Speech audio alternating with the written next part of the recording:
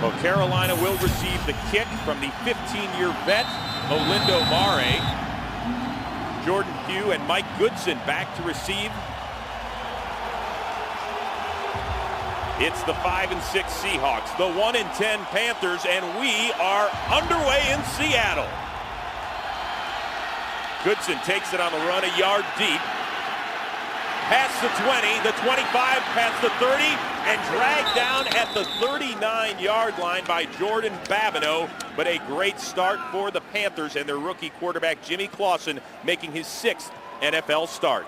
And I think last week, like I said, was probably his best game, especially that last drive. 71 yards they went with no timeouts, got into field goal range, didn't make the kick, but it'll be interesting to see whether or not he can pick up where he left off at the end of last week against Cleveland.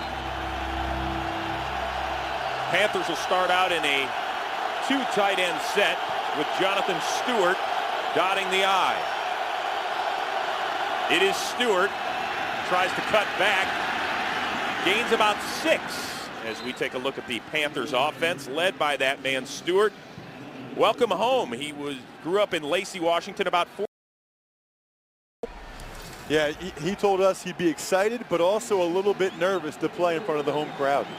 Very young on the outside with Geddes. You also see Brandon LaFell, and up front, the best players, Jordan Gross. I'm keeping my eyes on him all day long, Chris. Huge matchup against Chris Clemens, number 91 for Seattle. Clausen, first pass attempt of the day, looking for Steve Smith.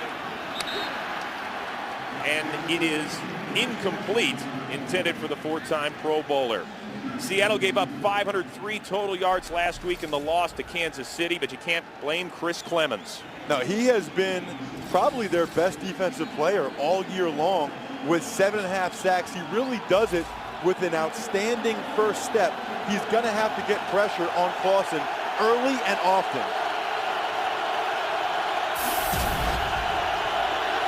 Well, the last 2 games, that Seahawks defense has not been able to get off the field. Here, 3rd and 4 for the Panthers. Clausen looking for LaFell, back shoulder, and he's got him for a first down in front of Kelly Jennings. What a throw by Jimmy Clausen early in this game. You see this all the time. He's working against Kelly Jennings. It's a back shoulder throw.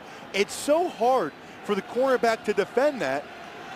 And Clausen put it exactly where he needed to. What a great start here for Carolina. Gain of 14 as the Panthers get it down to the Seattle 41.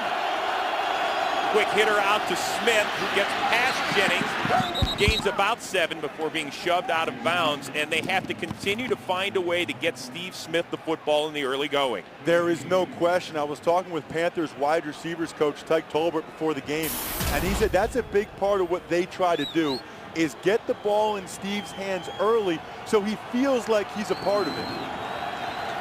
Officially, it's a gain of 8, 2nd and 2.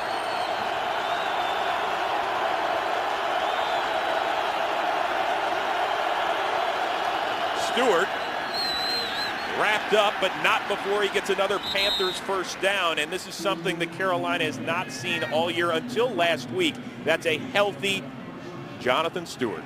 Well, at 5'10", 235, he is a load, and you can see, made his home in high school right here. 7,700 yards, that is ridiculous.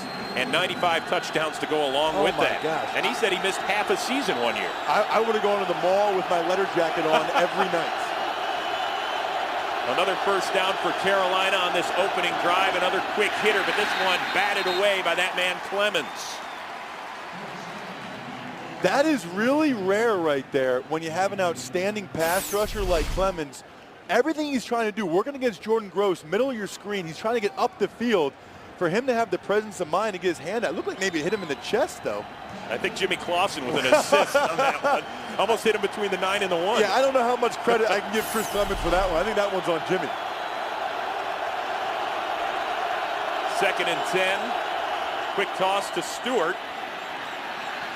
Spins forward for about 3 before Kentuan Balmer and David Hawthorne drag him down. And Kansas City last week ran for 270 yards against the Seattle defense. It was the most yardage given up on the ground by a Seattle defense in a decade. And already, I know it's early, but I think they're looking better. in the run defense so far today. Stewart has not had a great deal of room to run, so hopefully, for the Seattle Seahawks' sake, they figured that out. 3rd and 8. Only a 2-receiver set for the Panthers. And it's a handoff to Stewart, and he bowls over would-be tacklers for another Carolina first down.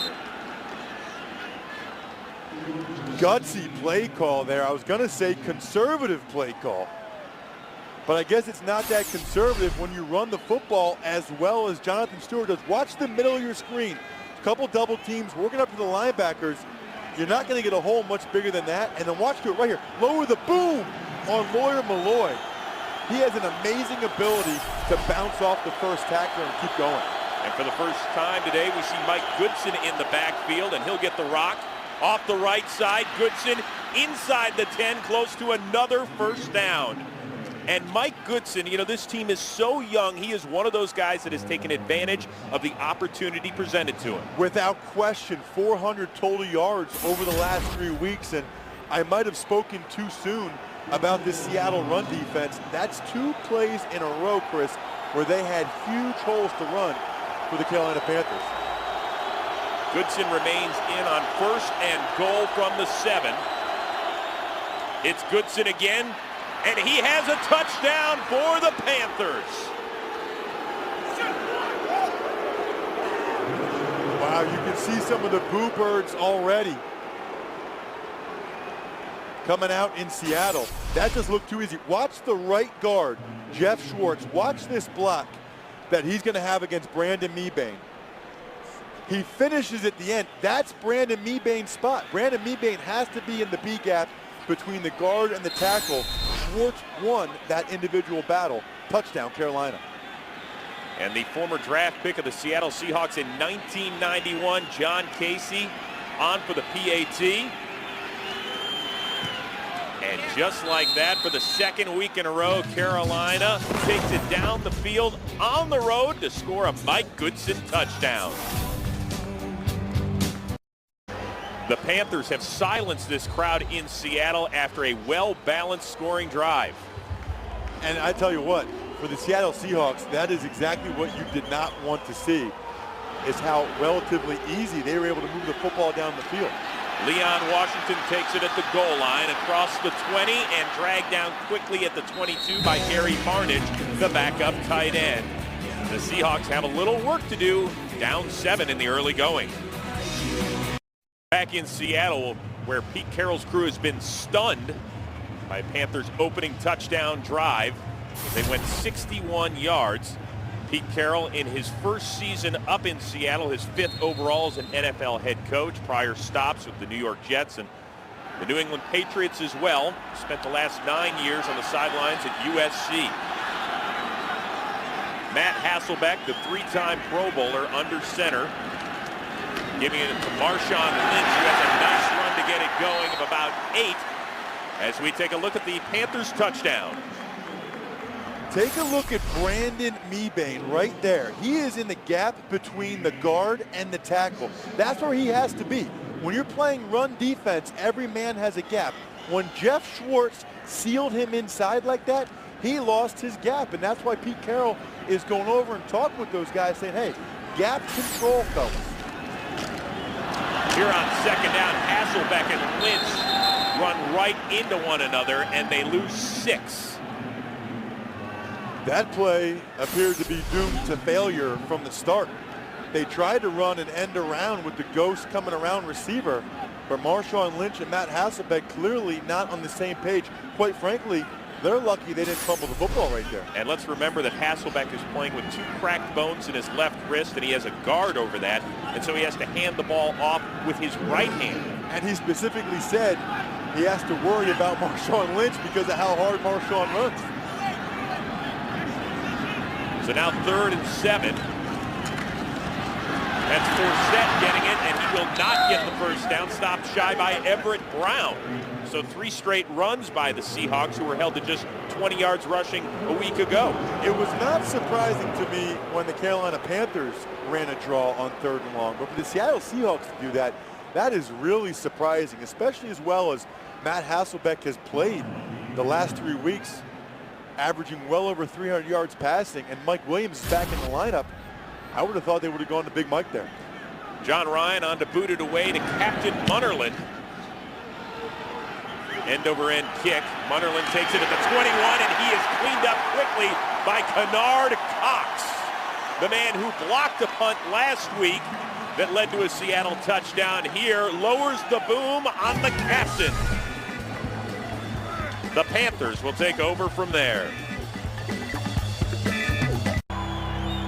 Back in Seattle, where Captain Munnerlyn's trying to knock the cobwebs out of that head after the big-time hit by Kennard Cox on the punt. Jimmy Clausen starts his second drive at his own 21. Play action, looking downfield, and he hits David Geddes for the first down, the 6th-round pick out of Baylor. Well, it is the first ever American Country Awards hosted by Trace Atkins, with over 15 performances from country music's biggest stars. And it's the only country music award show where you vote for the winner. The American Country Awards live tomorrow at 8/7 Central, only on Fox.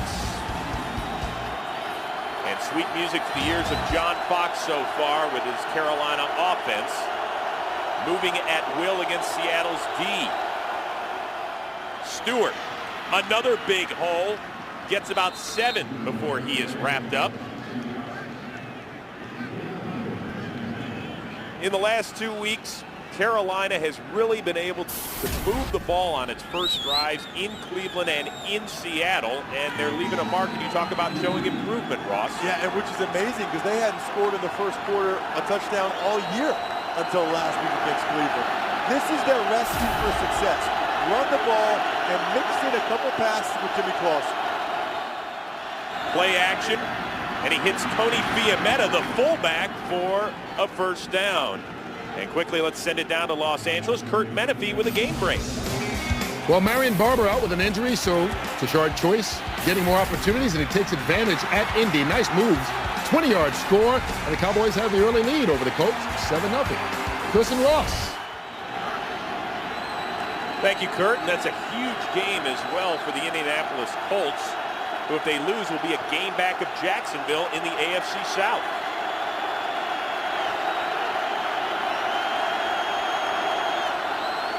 Stewart bottled up for about 3 or so. Well, take a look at the early games on the NFL slate here in Week 13. A fantastic finish that we had in Cincinnati between the Saints and the Bengals, and we'll have an update on that one for you coming your way in the VSiN halftime reports. You needed your invisible glasses to see those. Well, here they are. Now we got it. Second and 7.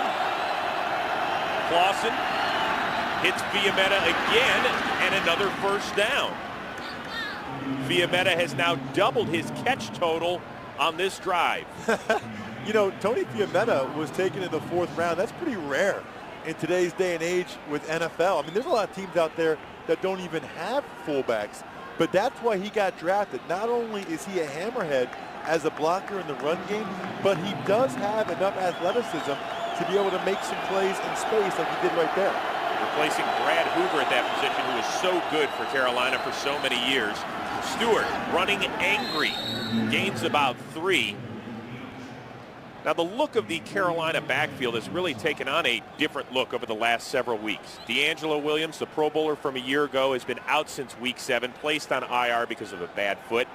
That man, Mr. Goodson, has gotten his shot. Jonathan Stewart now back healthy and running hard. It's pretty much like it doesn't matter who the Carolina Panthers draft and play at running back. That guy has success.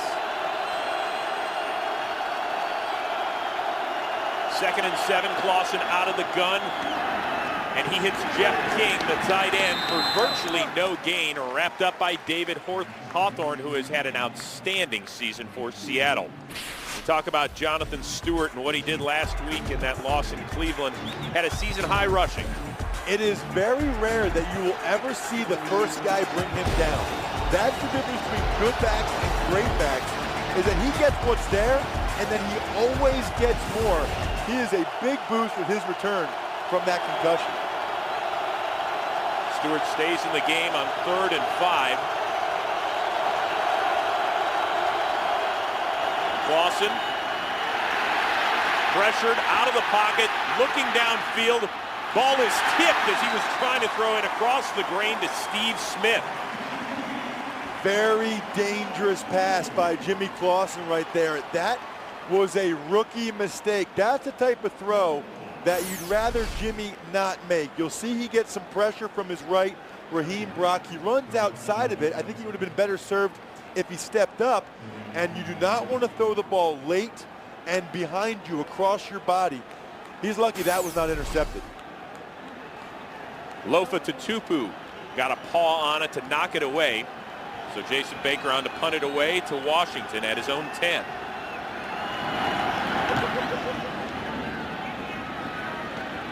Washington will let it bounce, but instead it is caught by Marcus Hudson. Matt Hasselbeck starts deep in his own territory. Bad news for the Seattle Seahawks right here. Yeah, I think it happened on the last play, the 3rd and 8 draw. Watch the end of it. Right there, his left ankle, Justin Forsett falls into it, as you can see. And watch how Mike Williams went down. You could tell he was in pain. It seems like that's how almost all injuries happen, when someone else runs into you from the side or from behind. That would be a huge loss for Seattle if Mike cannot come back in. And it is that left foot that kept him out of action last week in the loss against the Chiefs. Hasselbeck with a quick hitter. Gains maybe 2 to the fullback, Michael Robinson.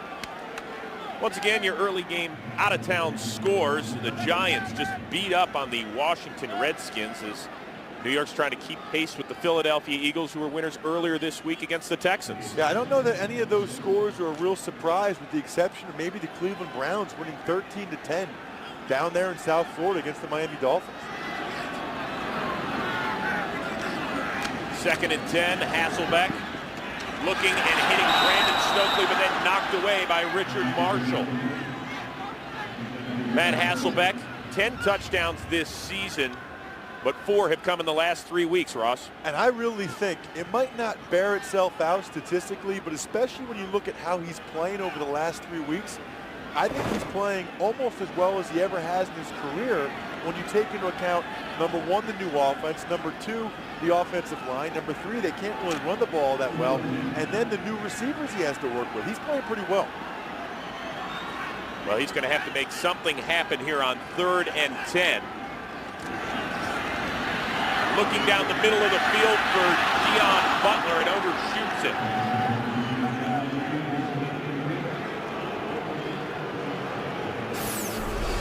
Take a look at Deion Butler. He's working in the slot. They're working against his zone.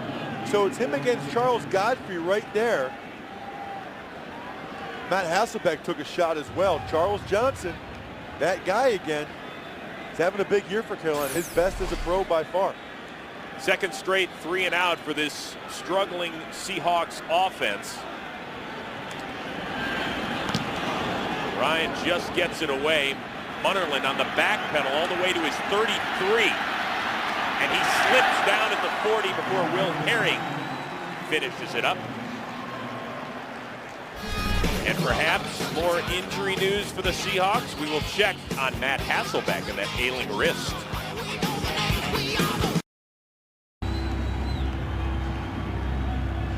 Ross Tucker, if John Fox could see this graphic at the bottom of the screen, he would be smiling ear to ear.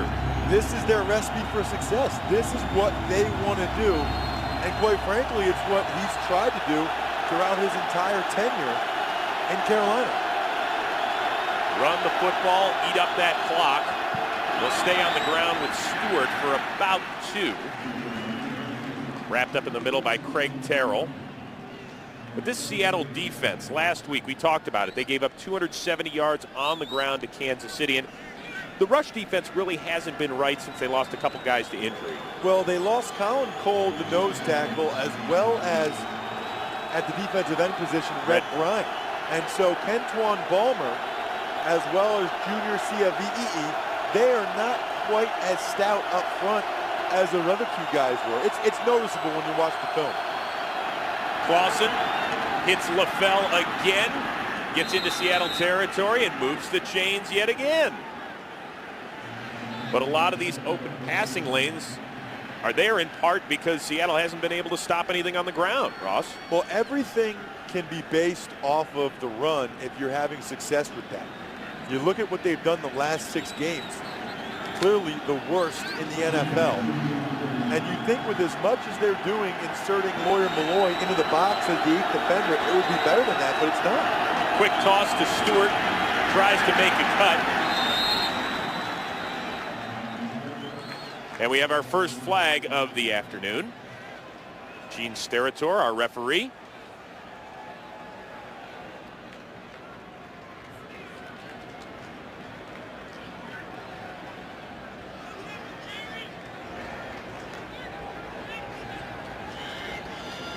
Illegal motion, offense.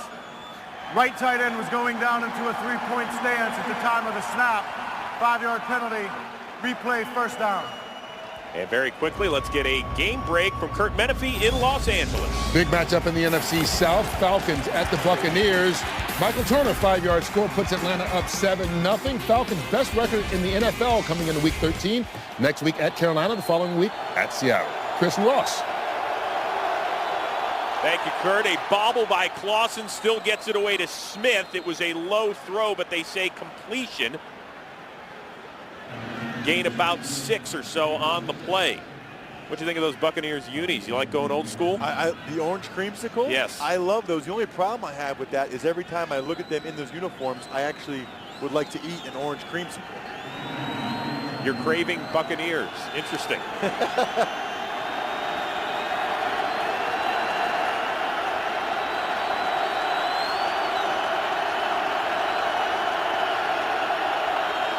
Clausen on 2nd and 8, looking downfield, incomplete, intended for LaFell, covered closely there by Marcus Trufant.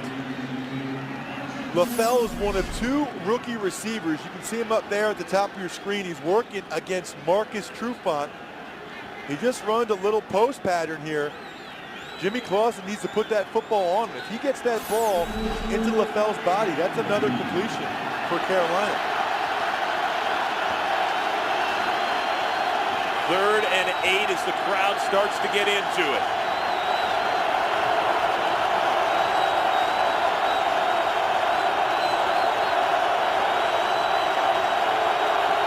And Clausen has to use a timeout. No snap on the play.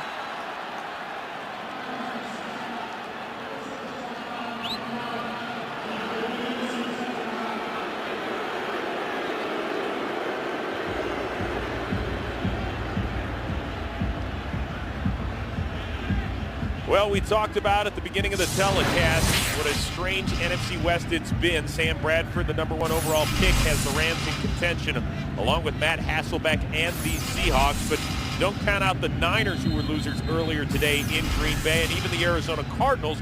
You laugh, you say they're 3 and 8, but if they beat St. Louis today, and if the Panthers hang on and win up here, you're going to have all 4 teams in the division separated by just a game. It really is remarkable. It's something I've never seen, and based upon who you talk to, nobody's ever seen it. I mean, and you look at their schedules, and it really appears to me like 7 and 9, they had a good chance of winning the division. Never seen a team below 500 win its division in the NFL since it went to a 16-game schedule in 1978. 3rd and 8, Clausen loses the ball, but he falls on it. Pressured there by Lawyer Malloy. That's the 2nd time Jimmy Clausen has had a problem with the snap. This time it was a shotgun snap. That's perfect. It looked like he was looking downfield, and I'll tell you why. They were going to run a shovel pass. So he was going to read off of the edge blitzer. He took his eye off the ball, just like receivers and running backs do sometimes, and he dropped it. Looked like he was trying to get it to Mike Goodson on that shovel pass. Baker takes the high snap, boots it away. Washington is going to let it hop, and it finds its way into the end zone. Well, Seattle's offense has to kick it into high gear, and speaking of the NASCAR season, it might be over, but Fox is already revving up for another exciting year. course, it all begins this February with the running of the Great American Race live from the Daytona International Speedway. It's the Daytona 500 this February only on Fox. And speaking of Fox, John Fox, a huge NASCAR lover. Yeah, he was telling us yesterday how he often goes over to Lowe's Motor Speedway and takes part in the Jeff Gordon Racing School. I actually did that once. It's unbelievable. It is. To actually drive a race car like that it's crazy. He was topping out at about 180 miles an hour, he was telling us. Whew, what a story. Marshawn Lynch off the right side for about 2 or so. And very quickly, let's send it down to the third member of our crew, Jamie Maggio. All right, Chris, thank you. Well, before the game, I spoke to Carolina's offensive coordinator, Jim Skipper, and he told me about a little outing that they do before the season that John Fox treats his assistant coaches to. They go to the raceway out there in Charlotte. They have a great time all day. Now, Coach Jim Skipper says he does not participate. He used to get car sick as a kid. We'll take you to the field. I'll be right back. All right, James, way to get out of there. And here on second down, Deon Butler makes a nice snag about 3 yards shy of the first down, covered there by Richard Marshall.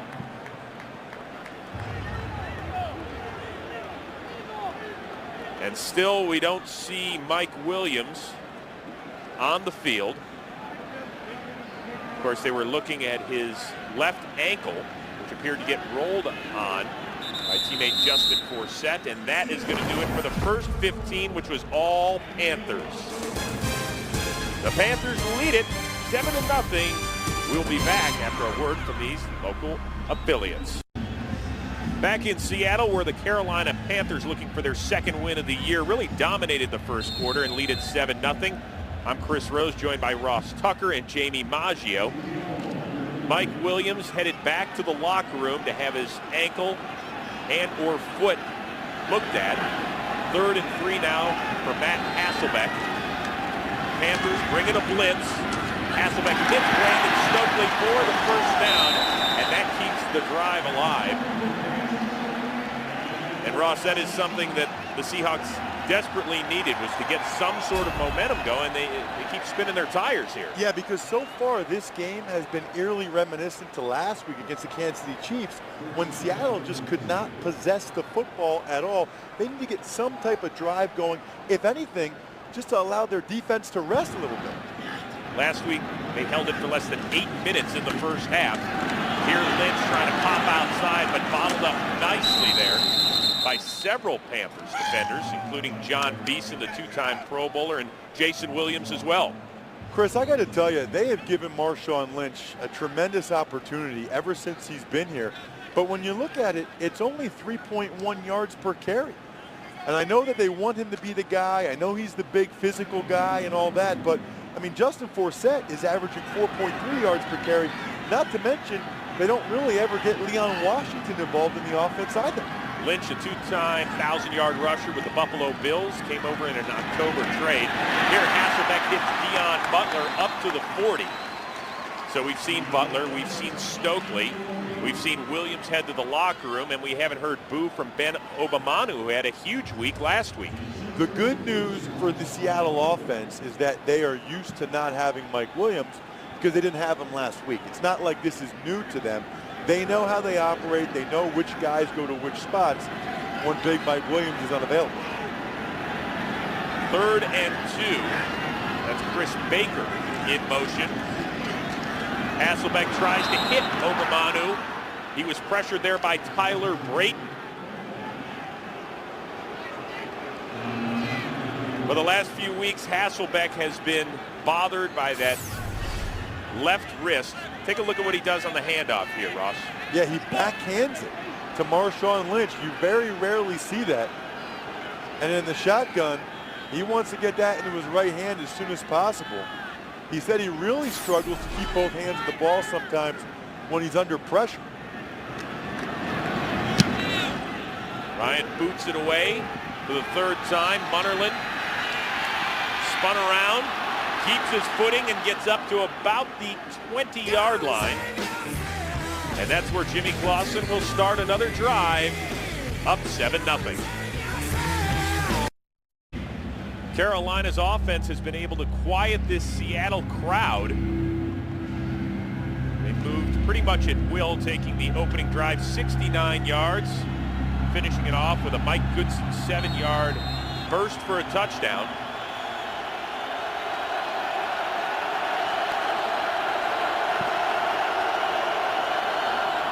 Stewart has some space and gets another first down for the Panthers up to the 35. Kelly Jennings pushes him out of bounds. But Jimmy Clausen last week, what a great job he did on the final drive, getting the Panthers in position to win in Cleveland. And it took two clutch plays, the pass and run to Goodson and then Brandon LaFell getting the catch and getting out of bounds. Unfortunately, John Casey was not able to reward the rest of his squad with a win. Clausen looking down the right side to Smith. He's got it. Smith beat Marcus Trufant, and he's got it down near the Seattle 25. Look at the smile on Jimmy Clausen's face. He's starting to feel a little comfortable, and he likes getting it to Steve Smith. He's just working against Marcus Trufant. That's one-on-one. He just beats him up the line of scrimmage. If Trufant is not going to get his hands on Steve Smith early, he's going to have a tough time running with him like that. 39-yard catch and run for Steve Smith, his longest this season.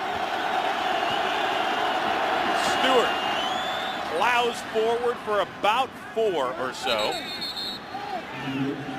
And that catch by Steve Smith, really a rarity this year. Just his fourth catch of more than 25 yards this season. But you can see what a big play threat he has been over the last 5 years in the NFL. He has been their guy on offense for pretty much as long as I can remember. And you got to know that the entire organization loves getting him the ball in these big spots, especially early in games. Keeps him happy. 2 tight end formation. Stewart up the middle, close to another first down.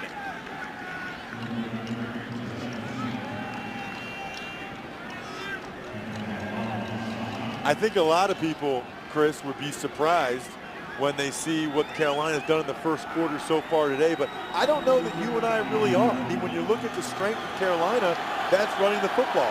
The weakness of Seattle is stopping the run. It's not that surprising if you've been following these teams over the last couple weeks. 3rd and 1, Fiametta spins forward for another Carolina first down. Tony Fiametta has been a huge part of the game plan so far. Is today Tony Fiametta day? I mean, this guy barely ever gets the ball, but they're rewarding him for the job he typically does as a lead blocker. As you can see, the rushing yards so far today, that's not that surprising. Seattle doesn't run it very well either. Fiametta coming into the game had touched the ball from scrimmage 5 times this year. He already has 2 catches and now that run. Stewart bottled up nicely. Raheem Brock making the solid play. And this really could be a huge series for the Seattle defense. At least hold Carolina to a field goal attempt, and you walk away feeling a little bit better. Well, they've got to at least try to do that. The way Jimmy Clausen's playing right now, though, it's going to be tough. Because when they can run the football and mix and match in some passes, you can just see early in this game, even with the crowd noise, that Jimmy Clausen is playing with confidence. He is picking up where he left off last week. Stewart runs into a mass of humanity after a yard gain.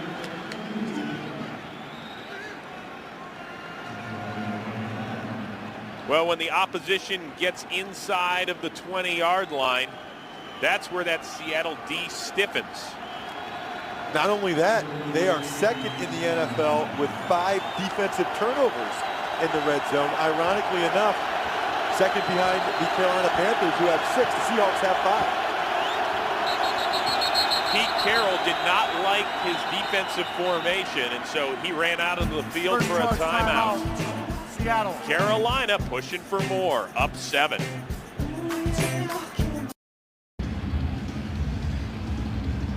All right, Ross, I think we know why Pete Carroll called the timeout. Yeah, you got to have 11 guys. They only had 10. That is a good timeout right there by Pete Carroll and the Seahawks. You can tell Pete Carroll was hustling. Had his running shoes on, not bad for 59 years young.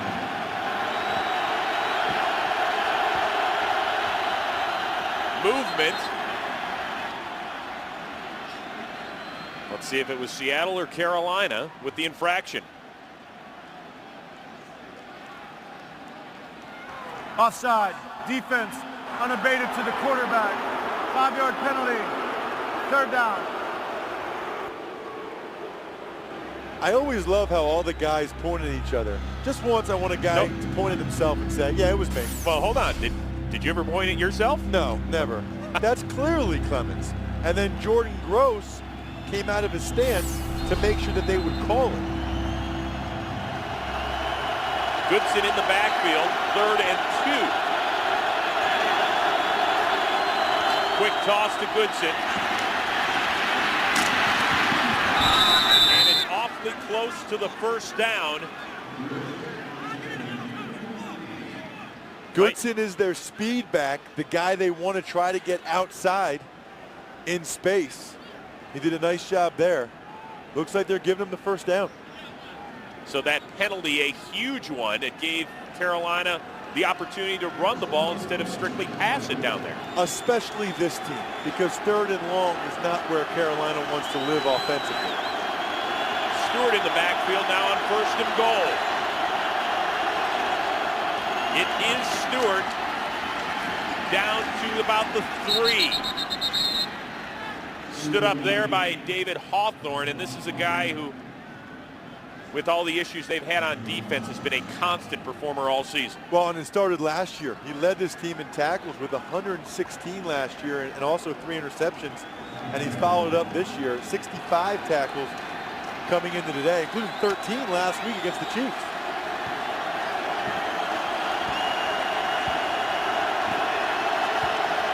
Second and goal. Stewart again, up the middle and into the end zone for the touchdown. Chris, I don't know what to tell you, but in the National Football League, this is just too easy, and there are too many Seattle Seahawks on the ground after the game. Take a look right there at the double team on Brandon Mebane. He's going to be one-on-one. The double team's to the right. He gets off the block, but isn't able to get in on the play.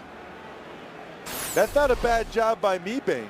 It was really more the double team with Khalil and the right guard, Jeffrey Schwartz, that had a lot of power. The PAT by Casey is good, and it's the hometown kid making good and giving the Panthers the 14-0 lead. Well, Jonathan Stewart has plenty of reasons to smile this afternoon. 15 carries already, and the big touchdown right there. Again, he's born in nearby Fort Lewis. His father was in the military. Ironically enough, Chris, that's where my mom was born as well, nearby Fort Lewis. And you're having a solid day as well, so don't fret. The man from Timberline High School gave the Panthers a 14-0 lead. Washington out of the end zone and will not make it to the 20 as Jordan Sen drags him down. This has been all Panthers. We'll see if the Seahawks can get back on track. Defensive troops. Of course, the Seahawks and the Rams came in tied for the division lead. Take a look at the remaining schedule. Yeah, and look at the last game. They play against each other. You would think that that game would be extremely meaningful, but I don't know, Chris. If the Seahawks keep playing like this, I'm not sure it will be. Well, the Rams are in Arizona this afternoon. 10 minutes to go in the first half, tied at 6. We will keep you updated on that game all afternoon here on Fox. Quick hit out to Cameron Mora. Backup tight end this afternoon. Gets it up to the 25. Well, tonight on Fox, you will believe in an all-new Simpsons Christmas, and Martha Stewart has the magic touch to save the season. Plus, you got a special gift with Katy Perry. It has everybody all dolled up. It's an all-new Simpsons Christmas tonight at 8, 7 Central on Fox. Katy Perry bringing the good gifts. I wonder, will she sing California Girls with it?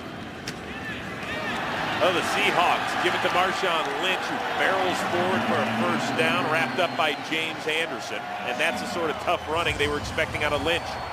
Without question, that is why they traded for him. You can see Seattle not having a very good day so far offensively, but here on this drive, they already got a first down under their belt. Lynch off the left side, dragged down by Tyler Brayton. Gain of about 2. Lynch came over from Buffalo in an October trade for a pair of draft picks. As I said earlier, a 2-time 1,000-yard rusher, a Pro Bowler in 2008. And in fairness, Chris, I mentioned that Marshawn Lynch's numbers have not been stellar so far this year, but in fairness to him, a lot of it's the offensive line. When you have that many different guys playing up front, you have no continuity, and continuity and chemistry are critical. Chemistry there between Hasselbeck and Ben Abamanu for the first down up to the 46. And quickly, let's get a game break. Kurt Menefee in Los Angeles. Peyton Manning threw a pick 6 to the Cowboys, and it must have frustrated him because he came back next series 10 for 10 passing, including the 13-yard score to Pierre Garçon. It's still a 10-point Cowboy lead, though, approaching halftime. Chris and Ross. Thank you, Kurt.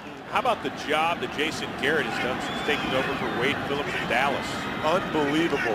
Looks like it's good to be an interim coach these days. How about Leslie Frazier, where he's Minnesota? That is Golden Tate, the rookie second-round pick out of Notre Dame, a gain of about 7. Well, Ross, you talked about the changes up front with the Seattle offensive line. Well, they've had 8 different combinations in the first 11 games. It's hard to win that way. What happens is you don't really know for sure what the guy next to you is going to do, whether it's a double team, whether it's pass protection. That's what separates the good team from the bad one. Lynch weaving his way all the way outside and inside the Carolina 40 for the first down. Gain of 9. And maybe the fact that this offensive line's together for the second week in a row can help it. Look at Sean Locklear on the backside. And Marshawn Lynch just cuts that thing all the way back. And this is what he's always done. Right there at the end, he's always finished runs forward for an extra 2 or 3 yards. And that's exactly what Pete Carroll was looking for. There you see what's happening with the offensive line this year. That's a rarity. Keep riding Lynch. Keeps the feet churning. Gets up to almost the 35-yard line. He really didn't have anything on the front side there. Kind of just bowled his way for a while. As you take a look at Russell Okung and Mike Gibson. Russell Okung, even when he's played, Chris, he's been injured for the most part. Making just his 6th start. He was a top 10 pick this year by the Seahawks. Justin Forsett now in. Panthers showing blitz, and here they come. Hasselbeck looking deep downfield for Obamanu, and it is picked off by Charles Godfrey. Brought down at the 30, but the Carolina defense applies the pressure and forces the turnover. Good eyes by you there, Chris. You saw Jason Williams, number 54, the linebacker, blitzing. He's right there working against Mike Gibson. Mike Gibson has got to make this block. That's a linebacker. Came right through him, crushes Hasselbeck as he throws the football. That's an easy interception, but to me, that's on the left guard, Mike Gibson. You cannot get overpowered at the line of scrimmage by a linebacker making his 2nd start in the NFL in Williams. For Godfrey, his 5th interception this season, and Clausen back to work, and that's his worst throw of the day intended for Jeff King. And you talk about the pressure that the Panthers were supplying there. Jason Williams, totally legal hit. That is shoulder in the chest, but that's enough to take some off the football for Hasselbeck. How about Jason Williams making plays 2 weeks in a row? Last week, he causes a fumble and recovers it against the Browns deep in their own territory.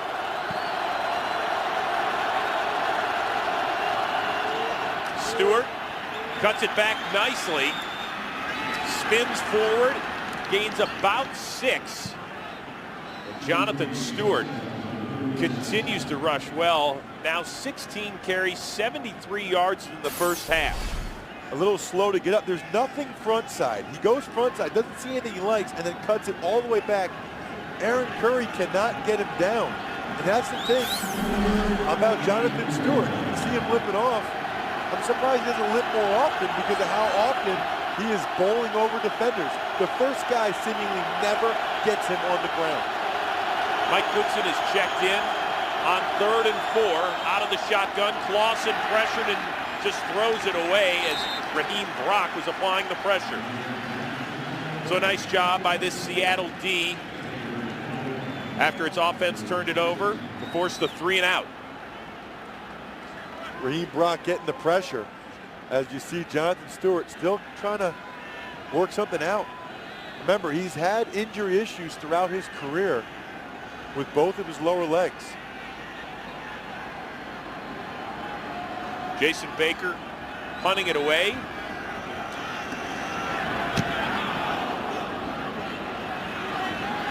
Taken by Washington, who gets creamed there by Robert McClain. So the Seahawks will take over at their own 20. And a quick reminder that Fox Sports is proud to support St. Jude's Children's Research Hospital, where they are doing some wonderful work every day to help kids battle cancer. Please join us in the fight and donate now at stjude.org/Fox Sports. Obviously a very worthy cause there. No question. Seattle was getting things going offensively on that last drive up until the Hasselbeck interception. It'll be interesting to see whether or not they can pick up that, start to find some of his guys.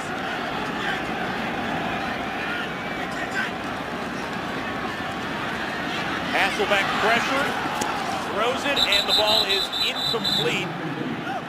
Trapped out there by Justin Forsett. Good coverage there by James Anderson. Well, a huge game for the Seahawks, Ross, and they're doing it without two of their main offensive weapons. Mike Williams did get the start, but he went out after the first series. No John Carlson either. So what do they do offensively? Well, I think they got to go with Matthew Hasselbeck because they have not had a whole lot of success this year running the football. They're going to live and die by his arm, and not having Mike Williams, that is really, really tough because this week, unlike last week, they were counting on him to be here. Hasselbeck looking down the middle of the field for Obamanu. He's got it, and he gets nailed by Godfrey, but not before he picks up a first down. A gain of 27 as Obamanu remains on the turf. What a shot delivered by Charles Godfrey. But Ben Obamanu found a way to hold on to the football. That's what matters. We will check on the status of Obamanu after this. The good news is Ben Obamanu is up. The bad news is he is hurting with his right wrist and walking toward the locker room. Take a look at this hit, Chris. Now watch Charles Godfrey deliver the blow.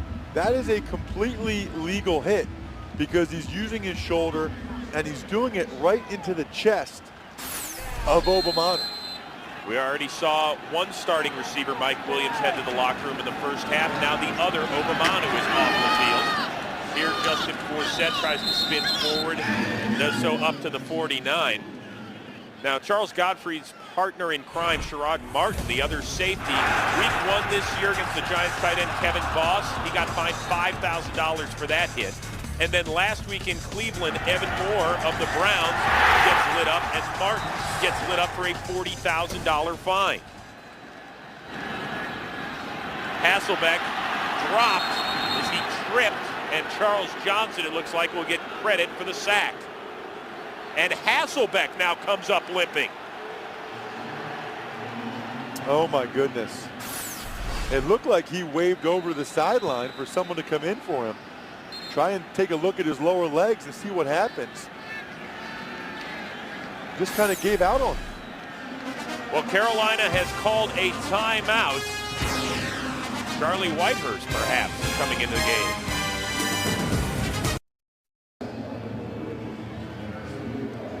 That is 9-time Pro Bowl offensive tackle Walter Jones, who played a dozen years up here in Seattle. They are about to unveil his number 71, which will hang from the rafters. Watched a lot of offensive linemen, Chris, during my 7 years in the NFL on tape. And that guy you're looking at right there, by far the best one I ever saw. People talk about Jonathan Ogden and Orlando Pace, and both of those guys are outstanding in their own right. But you talk with Chris Samuels, you talk with some of the other linemen around the league, they will talk about number 71 for the Seattle Seahawks, Walter Jones. uncanny natural leverage, both in the pass game and the run game. Good to see him get honored here. And let's enjoy the moment here in Seattle.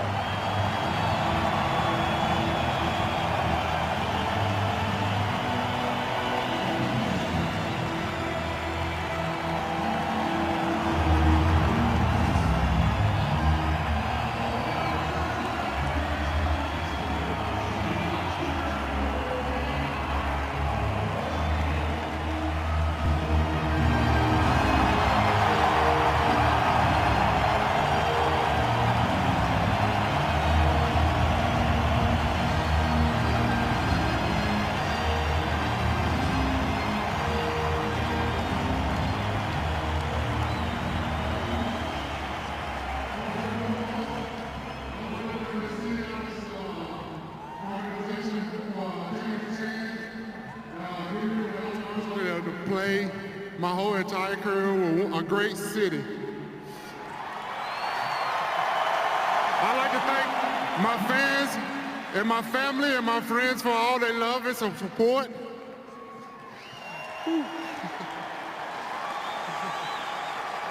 I'd like to thank all the great players and all the great coaches that I had a chance to play with. And I'd like to say one more thing. Thank you, 12th man.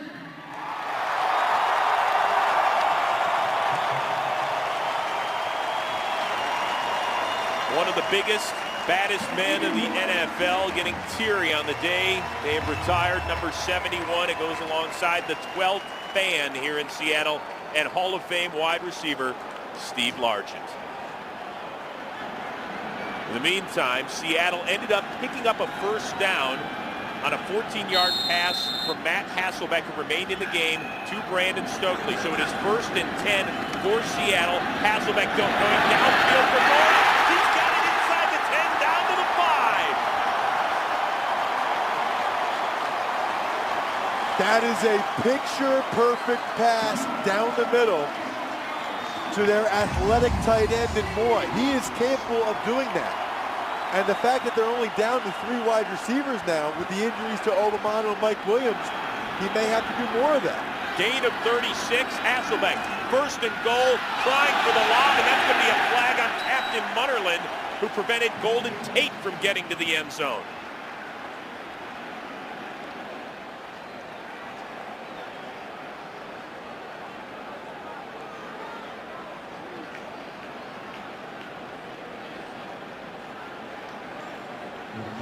Captain Munnerlyn is still confused by the penalty right there.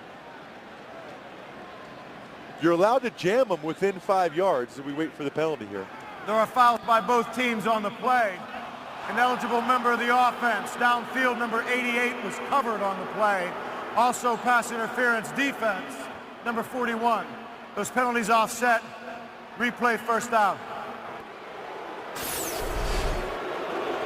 Take a look at Cameron Mora coming right down the middle of your screen.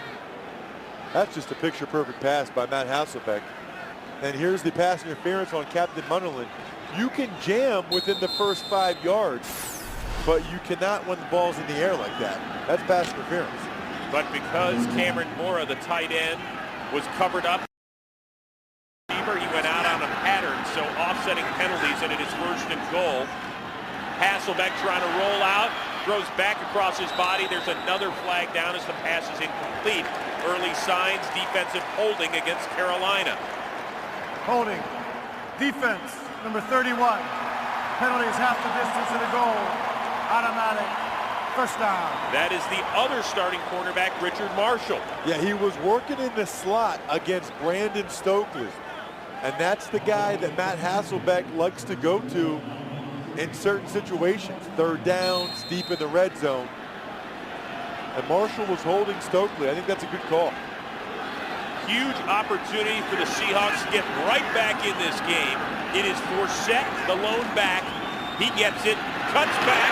Forsett does not get into the end zone. He is stopped just shy by Charles Johnson, James Anderson, and Captain Munnerlyn. Wow, looking at it from up here, I thought he was about to be in. It was very well blocked. He cut it back. Let's see if the ball crosses the plane of the goal line. There's a lot of bodies in there. You can see how hard it is for the side judges, but I don't think he got in.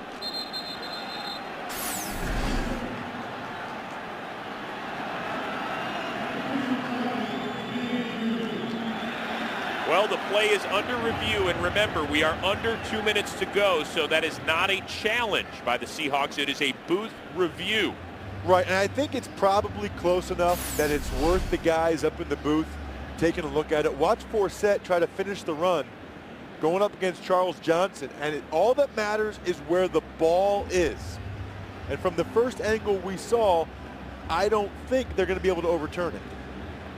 Is part of the problem that Forsett gets his back turned, so it's his back that is on the goal line, and so the ball is even that much further away? Exactly, because that's something else that's between him and the goal line. They're not going to have enough to overturn this. I would be very surprised if they overturn, because it's close, but remember, it has to be indisputable visual evidence in order to overturn it. So if the play stands as called, it'll be second and less than a yard. And Seattle has had such a difficult time running the ball, but don't you want to give it to your big back, Marshawn Lynch, down here? Well, you do, but they've had issues even with that. In the New Orleans game, they were not able to bang it in with Marshawn Lynch a couple weeks back. The thing is you really don't have the option of a quarterback sneak, as we see it one more time. You don't have the option of a quarterback sneak really with Matt Hasselbeck because of his wrist. I mean, you can run a quarterback sneak, but you're kind of putting him in peril. Again, that's the third or fourth look we've had at it. I don't think the ball crosses the plane. It's very, very close. All that matters is if any of that brown touches any of the white. Pretend you're a side judge right now. You make the call. I don't think so. I don't think so either. And Seattle is looking ahead like they don't think so either. After review, the ruling on the field stands. The runner did not cross the goal line. It will be second down, and the clock will start on the ready for play. So, Ross Tucker, you get your honorary side judge degree this afternoon. Those guys have a tough job. Yeah. I would not want to be one of those guys. How are you supposed to tell all the time whether or not a guy scores in that mass of humanity? All right, so now the Seahawks know it's second and maybe a foot to get in. Where do you go? What do you do? Well, this would be the perfect play action down if you want to go play action. But I'm an offensive lineman, Chris. I mean, you got to be able to run this in from a couple inches away. Lynch in the backfield. It's a two tight end formation. And somebody moved, and that was before Marshawn Lynch fumbled. So no play, no play.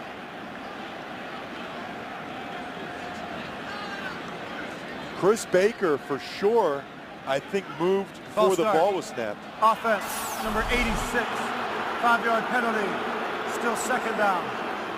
Watch Chris Baker. Just that little bit, that's enough. And that is a huge penalty. Doesn't it totally change the playbook at this point? The difference between second and goal from the half-yard line and the 5.5 is night and day. Now I do expect them to throw it. And let's remember, they don't have their big wide receiver in Mike Williams if they want to throw that sort of lob pass to him. That's pretty much out of the playbook at this point.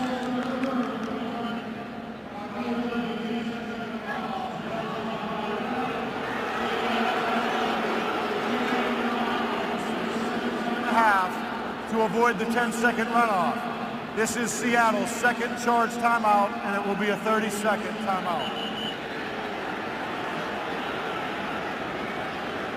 Well, the Seahawks have been charged their second timeout, so they have one left. And a quick reminder, coming up at halftime, it's the Visa Halftime Show. All the early highlights, a crazy finish in Cincinnati, an update as well on Brett Favre's health, and also highlights of the Rams and Cards.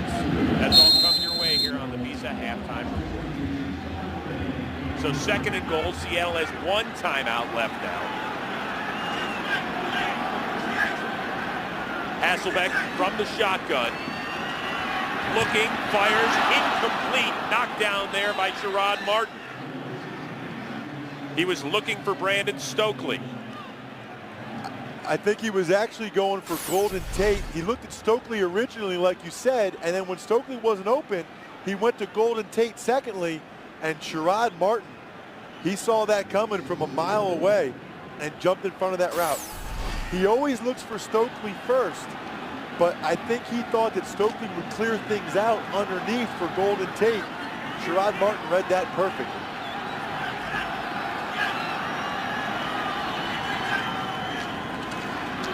Hasselbeck firing for Tate, and it's knocked away by Captain Munnerlyn, all 5'9" of him.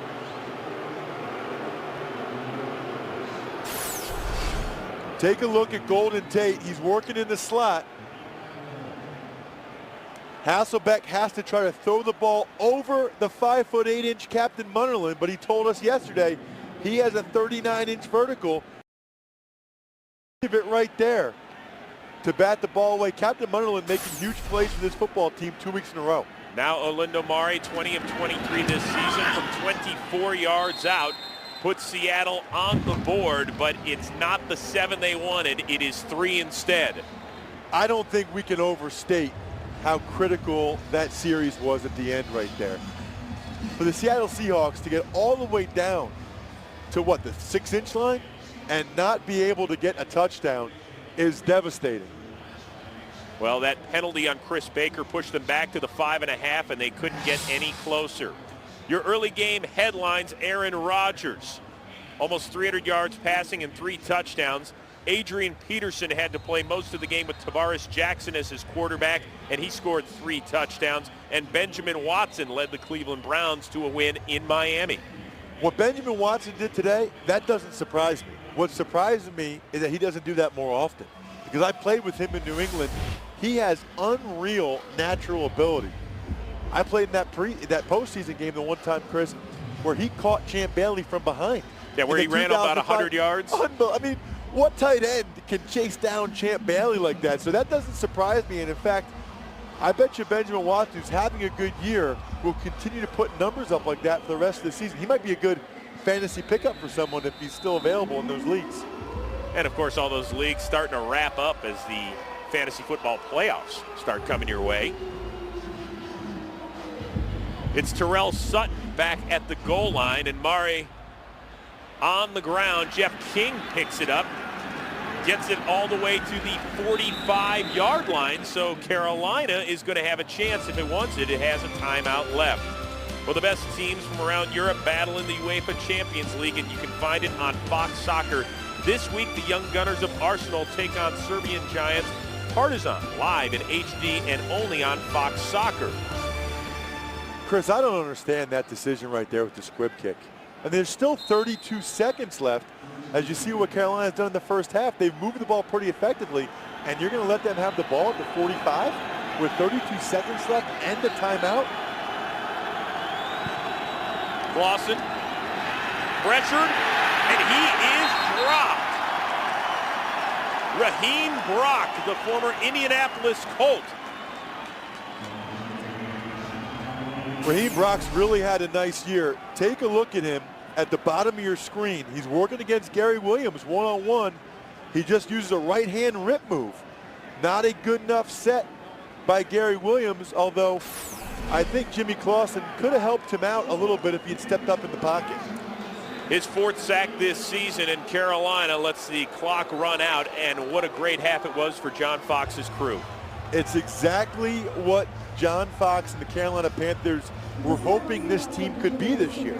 Solid defense, run the football, and get just enough in the passing game. That's what they're getting. Meanwhile, Pete Carroll's team, injuries to each of his starting wide receivers, Williams and Obamanu, already without his starting tight end, Carlson. They only have 3 receivers left. We're going to see a lot of those 3 guys for the rest of the game. We'll probably see more of Cameron Mora down the seam as well, because if Obamanu and Mike Williams can't come back, that's an issue. Well, that's the end of the first half with the score Carolina 14, Seattle 3. Fox NFL Sunday continues with the Visa halftime report after these messages and a word from your local Fox station. Reese Lloyd boots it away. Washington will bring it out 2 yards deep. He drops it, and oh boy, he came out. He's got to pick it up, and he does finally, and gets spun down by Jordan Pugh at the 4. And what a gaffe by the former Pro Bowler. Boy, sometimes when it rains, it pours. And Leon Washington is a very experienced kickoff returner. At that point, no, you're already out, Leon. You got to go. You got to go. I mean, what was going through his mind? Once he's out, he's got to know that he's got to go.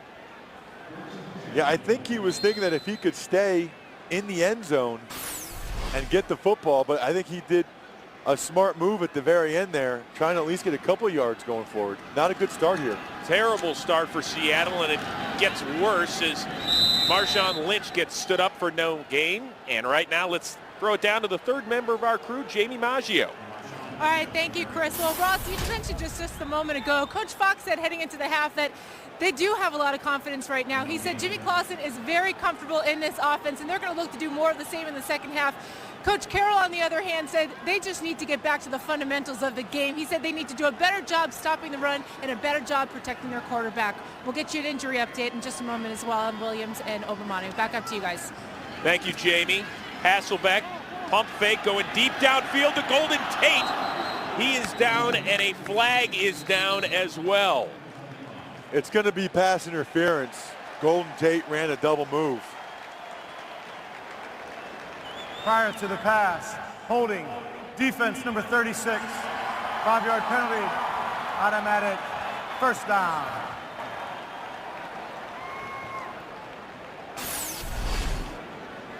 Take a look at Robert McClain. He's working against Golden Tate.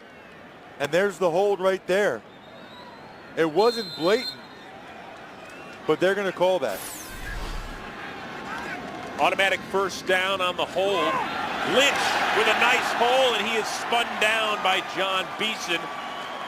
But not before picking up another first down, and maybe we'll see more out of the ground game because they are injured at wideout. Mike Williams fell into by Justin Forsett on the first series, then Ben Obamanu lit up by Charles Godfrey. He left with an injured forearm apparently. Matt Hasselbeck tripped. He was gimpy after that, but has remained in the game.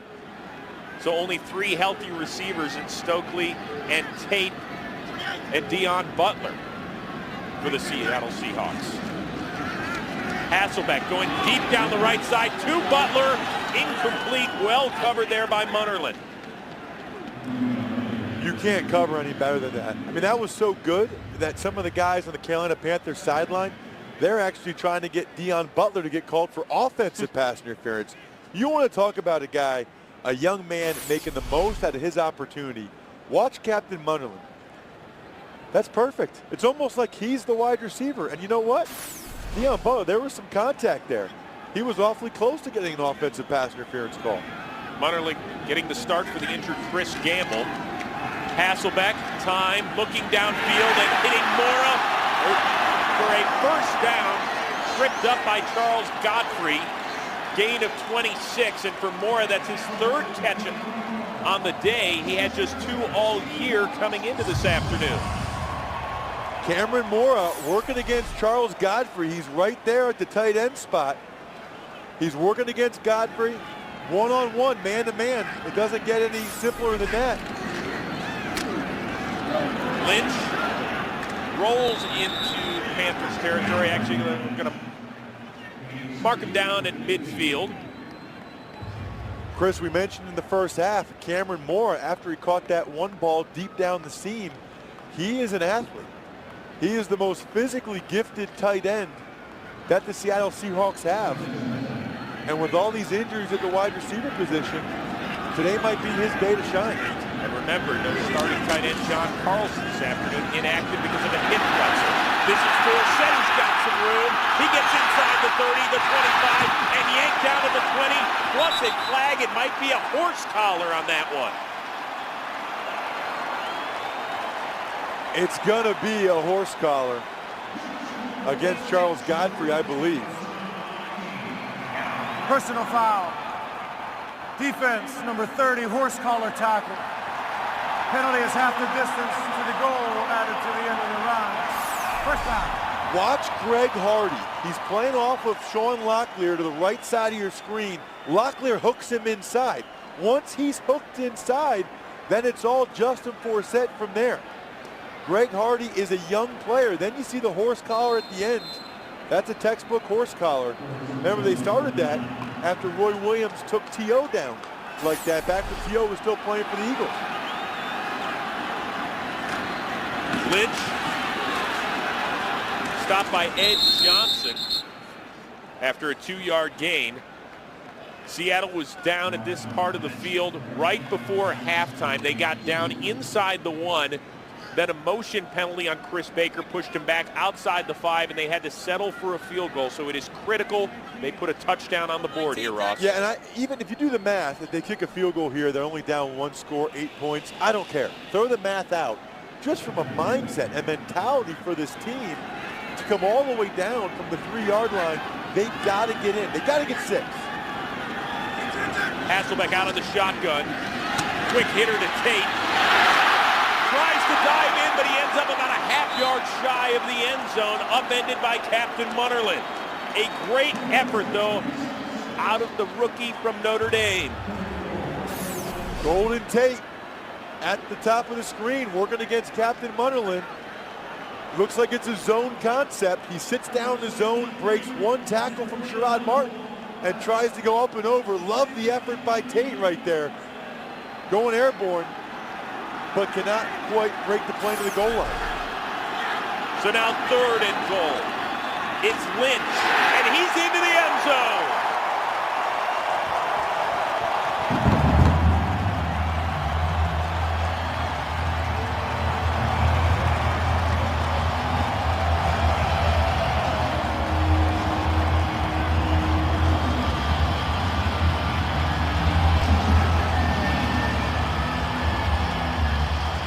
The 12th man is awake as Marshawn Lynch scores for the 3rd time this season.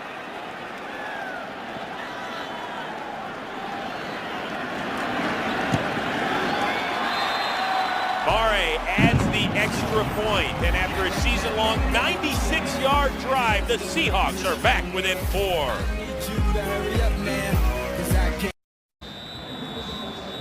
Back in Seattle, Marshawn Lynch getting a high five from Mike Williams, who's in civvies now. He is done for the afternoon, out with an injured ankle. Hurt on the first drive. Terrell Sutton takes it at his own 5, and he gets creamed at the 17.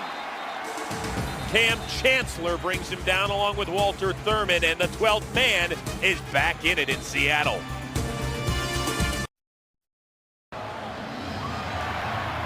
Carolina has the ball for the first time this half, and Ross Tucker, for the first time since week 6, they have scored more than 1 offensive touchdown in a game.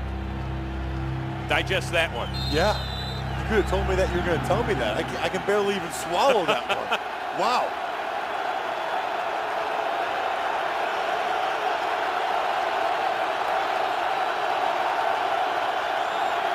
Stewart gets maybe 1. Nice homecoming for Jonathan Stewart, who grew up about 45 minutes from Seattle in Lacey, Washington. And as you can see, he's having a pretty solid day. What a great moment. Can you even imagine you grow up in a certain city, you play youth football, high school football, and you get to come back as a starting running back in the NFL, and not just come back and play well. He has a touchdown to go along with that yardage. Now Clausen trying to change things up on 2nd and 8. It's play action. Ball is caught by Stewart, who snags it away from David Hawthorne. About 2 yards shy of the first down, and Jonathan Stewart continues to shine. He has done it all this afternoon, Ross. Well, he has, and as I've mentioned time and time again, he always bounces off the first tackle. He always gets look at the power right there. Are you kidding me? 5'10", 235 pounds coming into your living room. I wouldn't want to tackle that guy. 3rd and a long 1. And they're going to throw it, and the ball is picked off by Lofa-Tatupu, and he is into the end zone for a touchdown.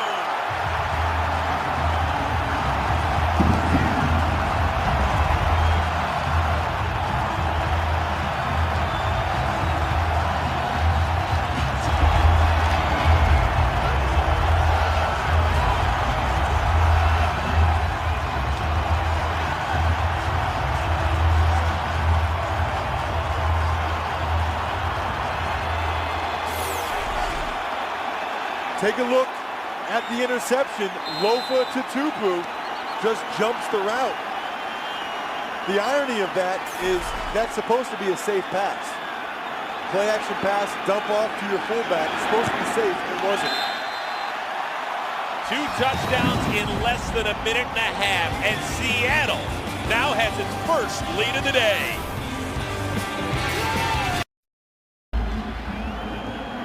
Lofa-Tatupu bothered much of this season by a bad knee. People were wondering, where are the big plays from the 3-time Pro Bowler? That is his first interception this season, the 10th of his career. He just scored his 2nd touchdown, and now Seattle has the lead. Goodson from the goal line. Past the 20, dragged down at the 23, and back to the interception, Ross.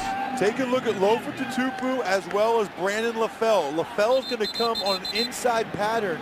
I think Jimmy Clausen didn't see Tatupu because he was behind LaFell. But Lofa-Tatupu was able to jump that route. Tatupu has not been the same player this year, really struggling with the knee injury, but this is what he's always been, and that is a very, very smart player that can make plays like that. And to add injury to insult, Mike Goodson remains down.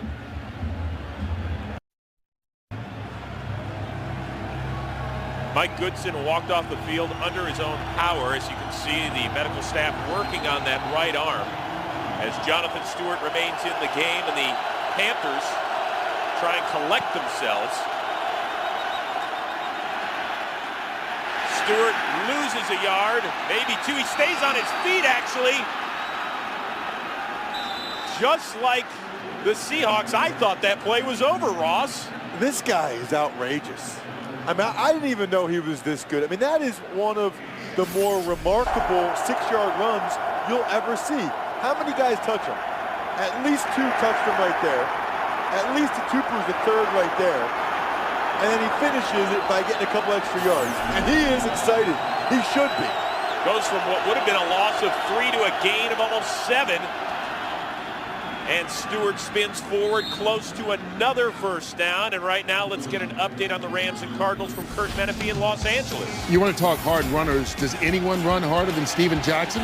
The Ram running back taking it 27 yards, putting the St. Louis Rams on top of Arizona 16-6. Of course, the Rams trying to hold on to first place in the West and get to 500. Chris and Ross. Thank you, Kurt. Of course, Steven Jackson played his college ball up here in the Pacific Northwest at Oregon State.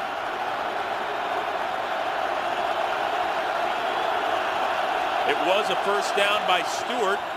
This is Terrell Sutton. Dragged down after a gain of about a yard. Aaron Curry, first time we have called his name this afternoon, makes the stop.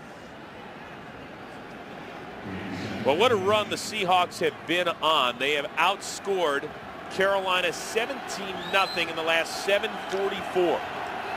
I was just going to say, what a difference a half makes. I don't know who gave the halftime pep talk, but I might have to hire him for a function at some point.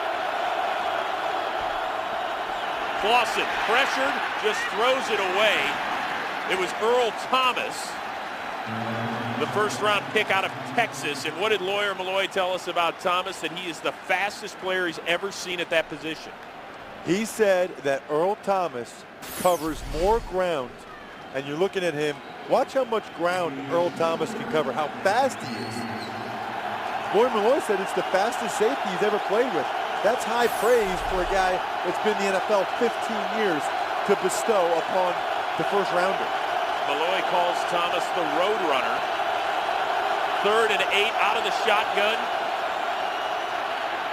trying to set up a little screen, and that ball was nearly picked off as it popped into the air. Brandon Mebane almost got his mitts on it. Pete Carroll is fired up. I think the guys love this about him. They love the youthful enthusiasm. The Seahawks read this from the get-go. Walter Thurman, number 28, is going to get involved, as was Jordan Babineau. A couple of backup defensive backs in there in an obvious passing situation, making their presence felt. Baker boots it away. Washington cuts it up. He's got some space. He's past the 30, the 40, just the punter to beat. Leon Washington has gone not quite the distance as Baker trips him up, and he is down at the 1-yard line.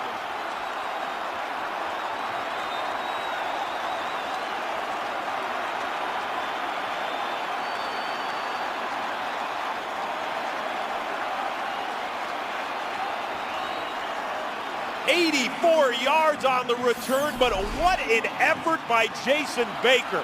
Well, it was, but it started with Leon Washington getting up the field. That's always your best opportunity, is to get vertical as soon as you can. Celebrating a little too soon, if you ask me. If he doesn't put up the number 1 finger, maybe he makes it. Watch the right hand to Baker on Washington's right foot, and then that forces Leon Washington to trip himself, just like we did to everybody in grade school. If Washington is a size 9 instead of a size 11, he probably scores there. He's never going to live that one down, that's for sure. So first and goal for the Seahawks. Lynch trying to find some room. He barrels forward. Did he get in? He did not, said the referee. Half yard shy. There was nothing there when Lynch first got the ball, but then quite an impressive second surge by the big boys up front in the Seahawks. Lynch kind of stops in his tracks, and then once he puts his head down, watch all the big guys pushing. Lockley, Spencer, trying to drive Lynch in. Lynch again. He is in this time for his second touchdown of the half.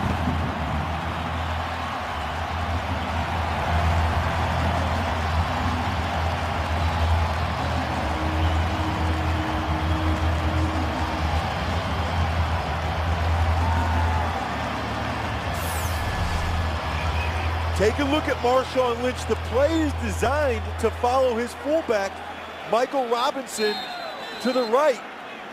But he didn't like it over there, so he cut all the way back behind the pile of humanity and did it himself.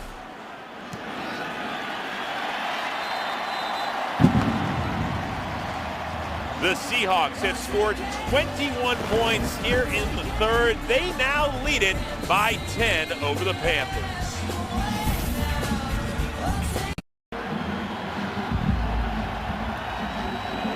That man, Leon Washington, with the 84-yard punt return to set up the touchdown run by Marshawn Lynch. His second this quarter. Seattle on a 24-0 run. They now have a 10-point lead as Mare boots it away. Goodson back in the game, drops it. Cuts it up. There's a flag down as he's past the 40, the 50, another flag down. Goodson has gone the distance. However, there are flags down. This one is coming back.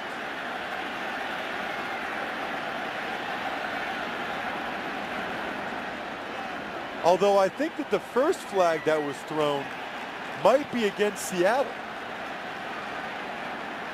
You can see how frustrating this is for Goodson and the Panthers. That would have gotten them right back in it. It'll be interesting to hear them sort this out. During the return, there were 2 fouls by the return team.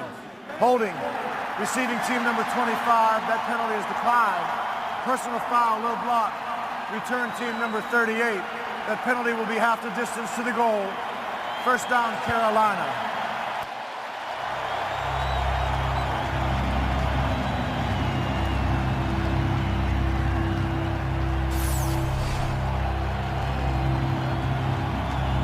Goodson bobbled the ball. Look at the left side of your screen. I see Leon Washington went low right here. I thought that they might call him for that, but instead they called it a push in the back. So now the penalty pushes the Panthers back inside the 10. Clausen flushed out of the pocket and just throws it away. Well, great day for Leon Washington, and he basically single-handedly won them the game week 3 against the San Diego Chargers. Yeah, he took 2 kicks back to the house, 101 yards and 99 yards. And he now has 6 kickoff returns for touchdown in his career. That's second in NFL history. Only Cleveland's Josh Cribbs has more. But look at that's almost like an NBA run. 24-0 in 9.5 minutes. Stewart trying to give the Panthers something. No quit in him as he gains about 3. The Seahawks are geared up to try to stop the run right now. They are daring the Carolina Panthers to beat them through the air. They brought Lawyer Malloy hard off the edge on that play. Clausen 1 for his last 7.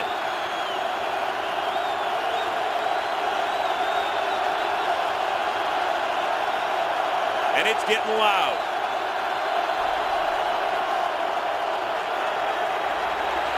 Clausen pressured and dropped. Chris Clemens. I cannot believe he held on to that football. I am floored that Jimmy Clausen was able to hold on to the ball.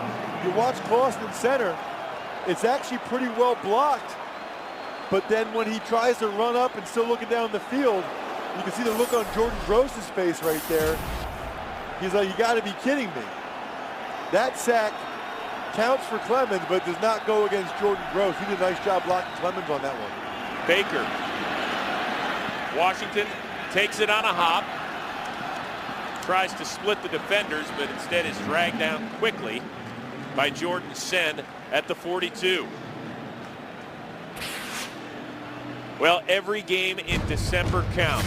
So meaningful at this time of year. Next week, you've got the Vikings taking on the New York Giants. A huge game, as New York was a big winner this afternoon. Same goes for Minnesota. They might be battling even without Brett Favre. Some of you will see the Falcons and the Panthers, also late game Seahawks and the Niners. It all gets started with the Ford Fox NFL pregame show, brought to you by the all-new Ford Edge at noon Eastern.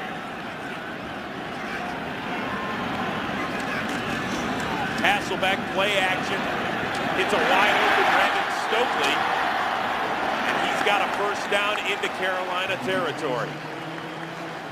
Well, here are your early scores. Ross, what caught your eye?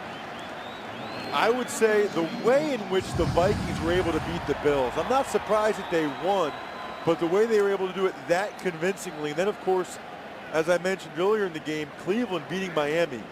That is a big win for Eric Mangini and that franchise. And really, a tough loss to take if you're Tony Sperano, Chad Henne, and the guys down there in Miami.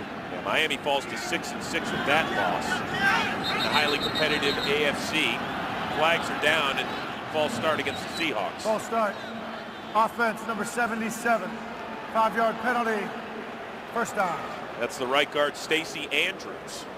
Yeah, they list him at 340. I'm going to guess he's closer to 360.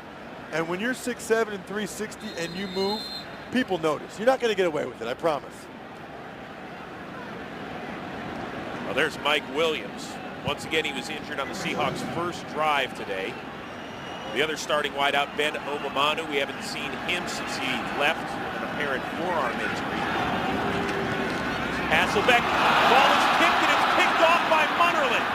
He stays on his feet until he is decked right there by Russell Okung. So exactly what Carolina needed to get back into this game. A huge turnover. Absolutely amazing. Take a look at Jason Williams. Here's a guy making his second NFL start. He reads it. He jumps the route in front of Golden Tate, and then Captain Munderland is able to pick. I mean, these are two guys, Chris, both making their second starts in the NFL, yet for the second week in a row, they're both making big plays. And let's see if Carolina can turn it into points. They are near midfield. Stewart up to midfield before he is stopped after a 4-yard gain. If you're Carolina right now, you don't have to deviate from the game plan coming into today. You do not want to put this all on Jimmy Clausen's shoulders. Continue with the ball control game, handing it off to Stewart, and just mixing in the passing game when you have to.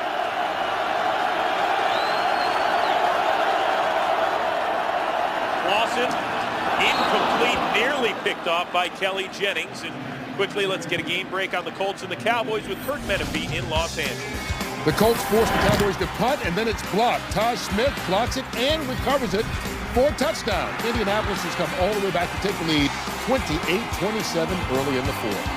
Chris and Ross. Chris, nobody ever talks about special teams in the offseason. You know, in May and June and July. But how many of these games during the regular season, our game here, that game in Indy, hinge on big plays in the special teams? Huge in the month of December. 3rd and 6, play clock at 2, and Clausen calls a timeout. Did they snap it? Yes, the refs did give him timeout. Prior to the snap, timeout Carolina. Their first charge timeout.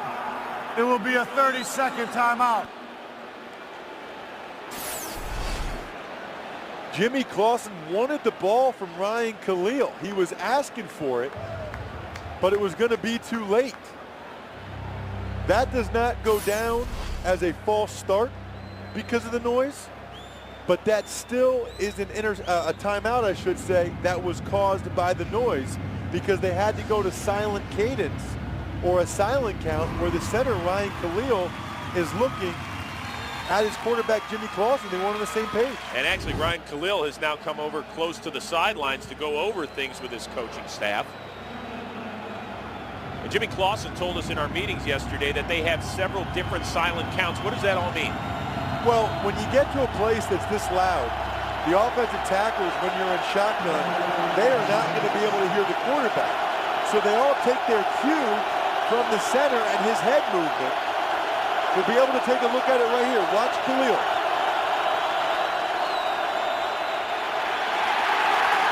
And a disastrous play there as Clausen just gets creamed by several Seahawks.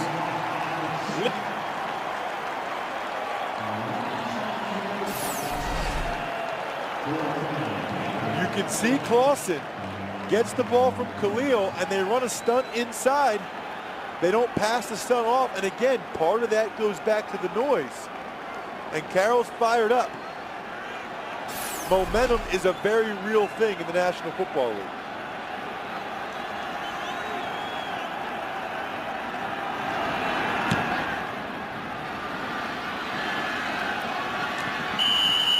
Washington calls for the fair catch at his own 16. And that's where the Seahawks will take over. Well, NASCAR season might be over, but Fox, we're already gearing up for another exciting year, and it all begins February with the running of the Great American Race live from the Daytona International Speedway. It is the Daytona 500 this February only on Fox. Well, if you're the Seahawks, you would love to run a little clock, grind it out on the ground. As you see Jimmy Clausen, well, he's been taking his licks. Gonna have to hit that ice bath after this, baby. That's exactly why you try to stay out of those situations as much as you can, especially in the noisy confines here in Seattle. Lynch off the right side for about 5 before being shoved out of bounds by John Beeson. Marshawn Lynch carrying the load so far today. Well, they came in, Seattle did, with the worst rushing offense, not only in the league, but perhaps in the history of the Seahawks franchise. They averaged less than 78 yards per game on the ground. Maybe he heard me in the first quarter when I was calling for Forsett to get more carries. Well, here a quick toss to Leon Washington, who cuts it back. Dragged down by James Anderson up near the sticks. About a yard shy of the first down. I love that play call right there. Why not get the guy involved? He was so dynamic for the New York Jets.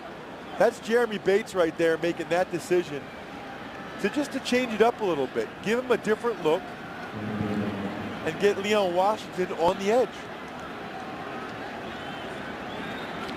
Well, Seattle has rushed for 96 yards so far this afternoon. That's 76 more than they had all of last week. And here on 3rd and 1, Lynch powers forward to the 30, and that's enough for a first down as Jason Williams drags it down. But Leon Washington, so many different ways he could beat you when he was with the Jets, and he's done it this afternoon. Although here it was the boo-boo. Do I come out or don't I? Yes, I do. And then the punt return, 84 yards to set up Marshawn Lynch's second touchdown of the afternoon. That's called making up for the previous miscue right there.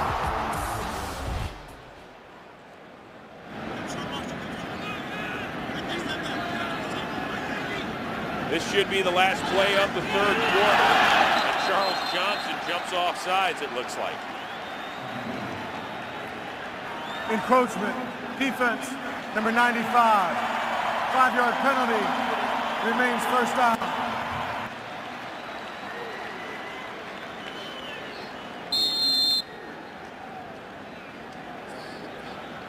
And that will do it. A dominating 3rd quarter for the Seahawks. It is 24-14 Seattle. Fox NFL Sunday will continue after a word from your local Fox station.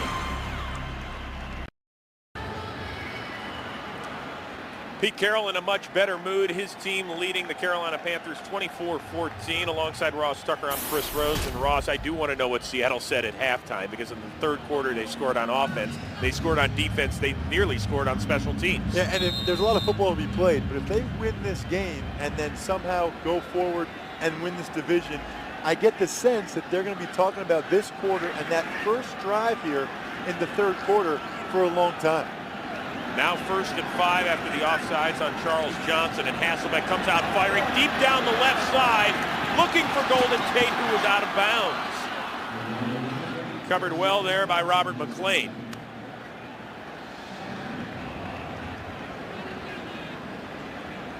And really, if you think about it, they did it without their 2 starting wide receivers. No Mike Williams, no Ben Obamanu, both injured in the first half. They've been without their starting tight end, John Carlson, this afternoon, so other guys have had to step up. And they have. Defensively, Tutupu, special teams, Leon Washington. That's why football is the ultimate team sport. 2nd and 5. Lynch bounces outside and gets close to the first down. He is right at the marker as we take a look at the stats from the 3rd quarter. Well, you tell me who scored 21 and who scored nothing. I don't even know what to circle. You can go sacks, you can go turnovers, you can go yards. What is this, geometry class? I can just put all kinds of circles on there. I can overlap circles if I want to. Everything in Seattle's side is good. Everything on Carolina's side is bad. That's pretty much all you need to know about what just happened there in the 3rd quarter. They did give Lynch a first down. Clock moving, quick toss to the left of Washington. He is bottled up nicely there by Everett Brown. Well, Carolina, they forced a couple of Matt Hasselbeck interceptions. That's really what they need right now, is some sort of turnover, get that offense a little space and point it in the right direction. In the worst way, and they need to be able to take advantage of it. They've gotten these turnovers, and yet when they come on, they really haven't moved the ball at all since the half, and they are not built to come from behind. This is not their comfort zone. Hasselbeck, quick hitter to Stokely, who's wide open in the middle of the field, and he moves the chains again. Matt Hasselbeck told us a couple days ago, as you see Brandon Stokely, that he thinks he might be the best slot receiver ever in the NFL. And that's why right there, they are sharing a brain so often in terms of where Stokely's going to sit down. He's a coach's son, and he plays like it. Fourth catch this afternoon for Stokely from 47 yards. Quick hitter, Altamora, who drops it. What does that tell you about Cameron Mora and his athleticism, that they throw him wide receiver screens, if you will? And here's a guy who's playing tight end, yet they still are willing to throw the ball out to a 251-pound man like that in space. Mora, a second-year man, a 7th-round pick out of Cal last year. Seeing extended playing time because of the injury to Carlson. They're on 2nd and 10, and Hasselbeck is dropped. Big play by John Beeson.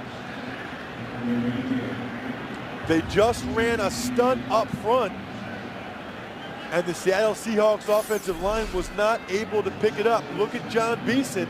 He's going to come off Everett Brown's butt to the right side, tight to it, and comes in and lowers the boom on Hasselbeck.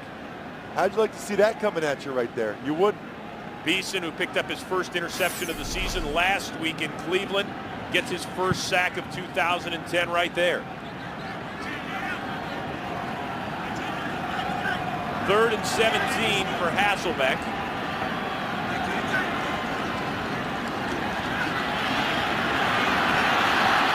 Looks downfield, he hits Butler, and he's going to get enough for the first down.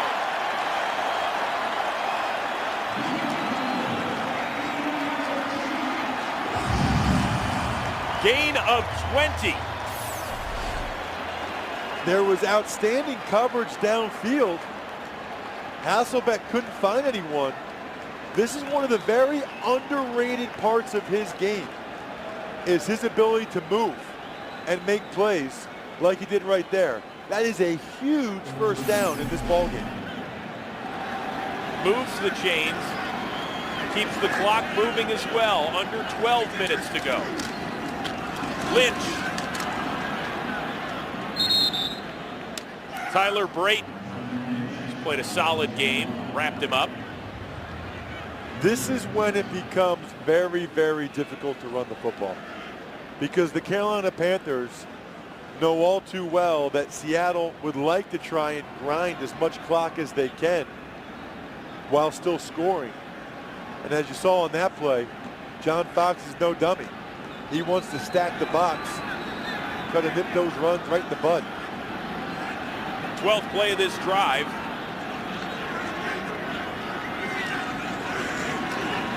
Panthers bring pressure. That ball is incomplete.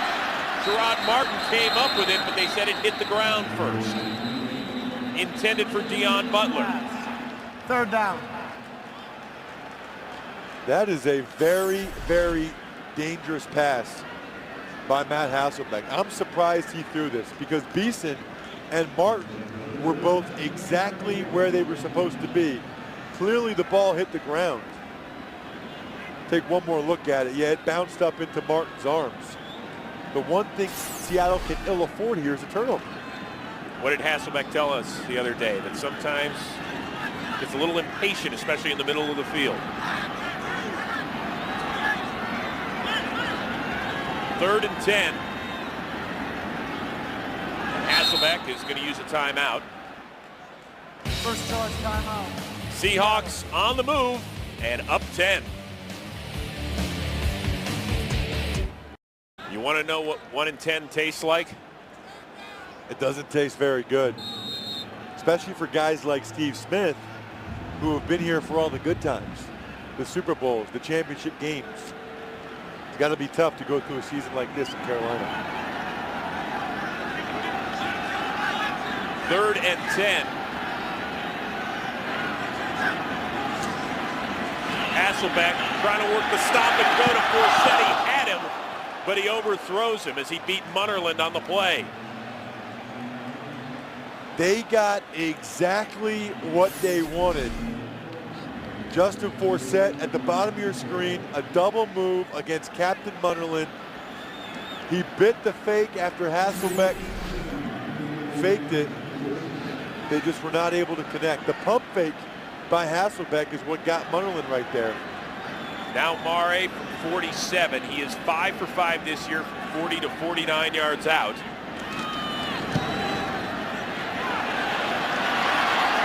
And that one is no good. So the Panthers have some life and the ball in good field position. Well, Fox's football coverage doesn't end when the games are over. Afterwards, stick around for the OT presented by Lowe's, where Kurt, Terry, Howie, Jimmy, and Michael bring you the exclusive interviews, the extended highlights, all the analysis. It's coming your way, the OT presented by Lowe's. Jimmy Clausen pressured, throws it up and out of bounds. The Panthers so dominant in the early going, but they have been going the wrong way as of late. Jimmy Clausen is really starting to take a beating. That time, Earl Thomas gets him high, while Junior Ciavitti gets him low. Their last 18 plays, they have averaged less than a yard per play.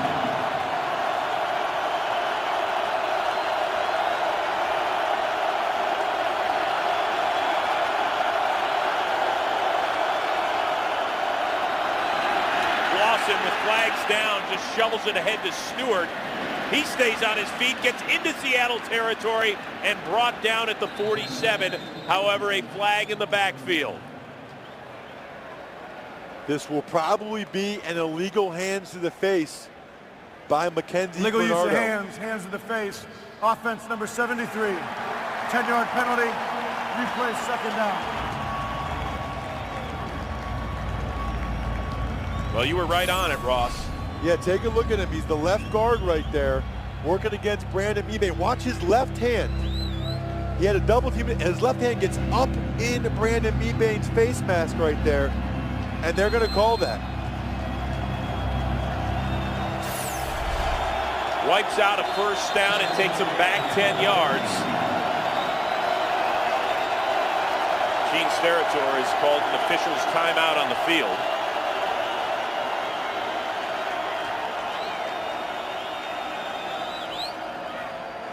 What a momentum changer that is, too.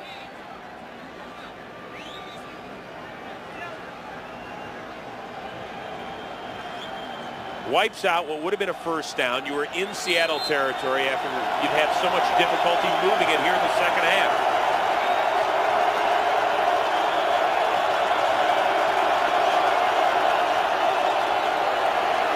Clausen shoots it to Terrell Sutton for a short gain. Right now, let's get a game break from Kurt Menefee in Los Angeles. The Cowboys got a field goal to take the lead, but the Colts were called for leverage, so the Cowboys took the points off the board, went for the touchdown, and got it. John Kitna to Jason Witten, plus a 2-point conversion, and with 2.5 left, they lead in Indy by a touchdown. Chris and Ross. Thank you so much, Kurt. 3rd and 17. Panthers have to get to the 48. Slings it out to Rosario, who's going to be stopped well shy by Cam Chancellor, the rookie out of Virginia Tech. Seattle's defense gets it done one more time. Really aided. I want to go back to what you said, Chris, about the second down penalty on Mackenzie Bernardo. That was just huge, because this offense does not do well in second and third and long obvious passes down. Washington from the 15. Nice play by Gary Barnidge, his second special teams tackle of the afternoon. That Seattle offense back on the field after this. Back in the Pacific Northwest, I'm Chris Rose, joined by Ross Tucker and Jamie Maggio. It has been all Seattle here in the second half. Up 10 with less than 9 minutes to go. Trying to snap a 2-game home losing streak in which they've allowed the opponent to score at least 40 in each game.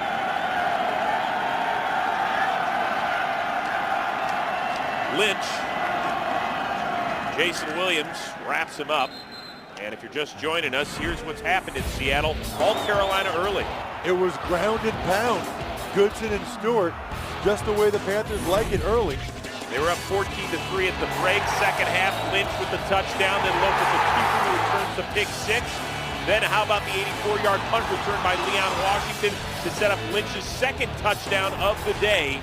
24 unanswered for the Seahawks. And here another first down as Hasselbeck connects. It's Deon Butler moving the chains this time. How about the confidence that Jeremy Bates and Pete Carroll have in Matt Hasselbeck? You're up by 10. You're going against a team that really has not been able to move the football at all in the second half.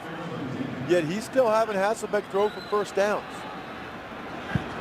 Dominance on the scoreboard in the second half and also in total yardage. Hasselbeck swings it out to Lynch. He's got room to run. Up at midfield and into Panthers territory. And quickly, let's have a game break from Kurt Menefee in Los Angeles. Matt Ryan's second interception of the day against Tampa turns into points. The running back, Ernest Graham, a little trick play to John Gilmore, and the Bucs have a 10-point lead with 10 minutes left in regulation. Chris and Ross. Thank you, Kurt. Michael Robinson bursts forward for another first down before Sherrod Martin drags him down at the 35. That is back-to-back play calls that I really liked. This time they give it to Michael Robinson, the former Penn State quarterback, up the middle. This guy's not just a fullback, though. 79 special teams tackles over 4 years in San Francisco. As you look at Jeremy Bates getting Robinson involved, I still can't figure out how a college quarterback can have 79 special teams. There's different sides of the brain. Washington's going to throw it.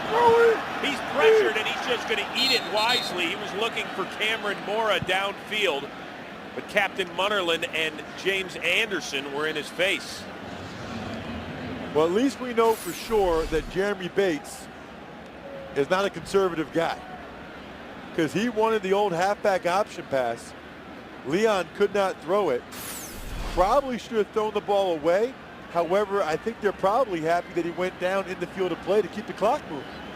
Loss of 7, but they will take that if the clock keeps ticking away, approaching the 6-minute mark. Forsett off the right side. Spins forward and gets another Seattle first down.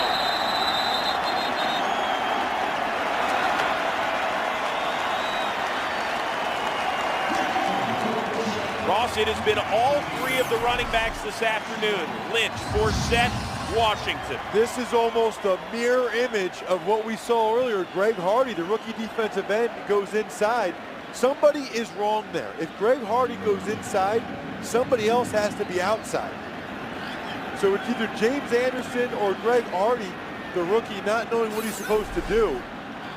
But there's no defensive scheme in which you have nobody outside like that. The worst rushing team in the NFL, now at about 140 yards this afternoon on the ground. Some of these runs from Justin Forsett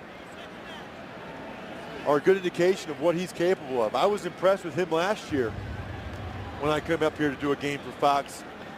He really carried the load last year when Julius Jones went down. I think he can carry the load again. I'd like to see him get even more touches with Lynch. Forsett came into the afternoon as the Seahawks' leading rusher. Just over 400 yards this season on the ground. It'll be their 5th straight year without a 1,000-yard rusher, but today, getting it done. Lynch, up the middle, inside the 10, he makes a move, and Lynch is into the end zone for the 3rd time today.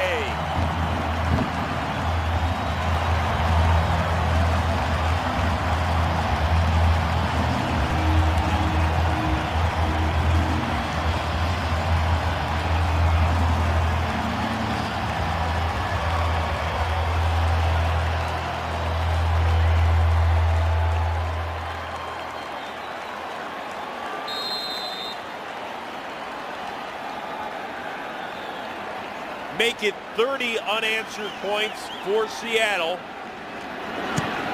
And now 31. Hats off to Marshawn Lynch, who now has the hat trick. 3 TDs, and they're up 17.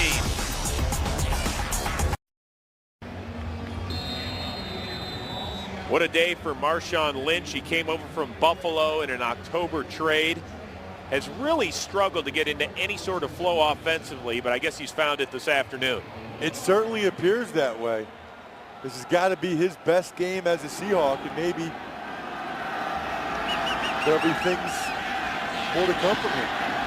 Geddes, first ahead, gets it up to the 33, and let's take a look at the third touchdown of Lynch. 3 key blocks, the center, the right guard, and the fullback. Watch them all 3. Keep your eye on the center, Chris Spencer, in the middle of the field. Boom!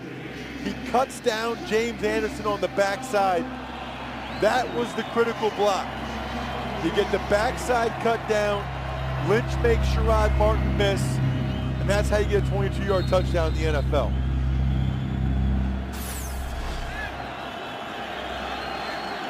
And now Jimmy Clausen, just over 4 minutes to go, trying to put something together offensively to take perhaps into next week. That's Terrell Sutton, who gains about 4. It really is amazing how quickly things can turn in the NFL. In the first half, the Panthers pretty much could not have played better. And obviously the second half has been the complete opposite of that. Quick hitter right at the sticks. That is Geddes making his second catch this afternoon. Start looking ahead to the remaining games for the NFC West co-leaders, because right now St. Louis, with 2 minutes to go down in Arizona, is leading 19-6. So they're going to remain tied at 6-6 atop the division. Who do you like? I don't know. If you would ask me in the first half, I would have said St. Louis. Now I'm not so sure. Sutton gets it into Seattle territory. But of course, those two teams, the Rams and Seahawks, will be up here the final Sunday of the regular season, and it might come down to that. It really could. Looking at each one of their schedules, the schedules are very comparable. Sutton gains 8, as we're now under 3 minutes to go. Well, don't forget about the OT presented by Lowe's. Extended highlights, analysis, interviews coming your way with all the guys down in Los Angeles. That is right after football here on Fox.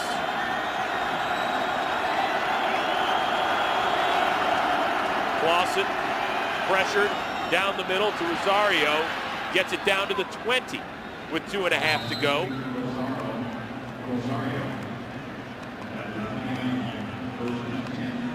His first catch of the afternoon. Carolina, they showed so much confidence in the first half. They were up 14-3 at the break. Stymied offensively here in the second half. Rosario again stopped after a 2-yard gain, and that should get us down to the 2-minute warning. It has been all Seattle in the second half. They lead it 31-14, and looks like they'll cruise to 6-6.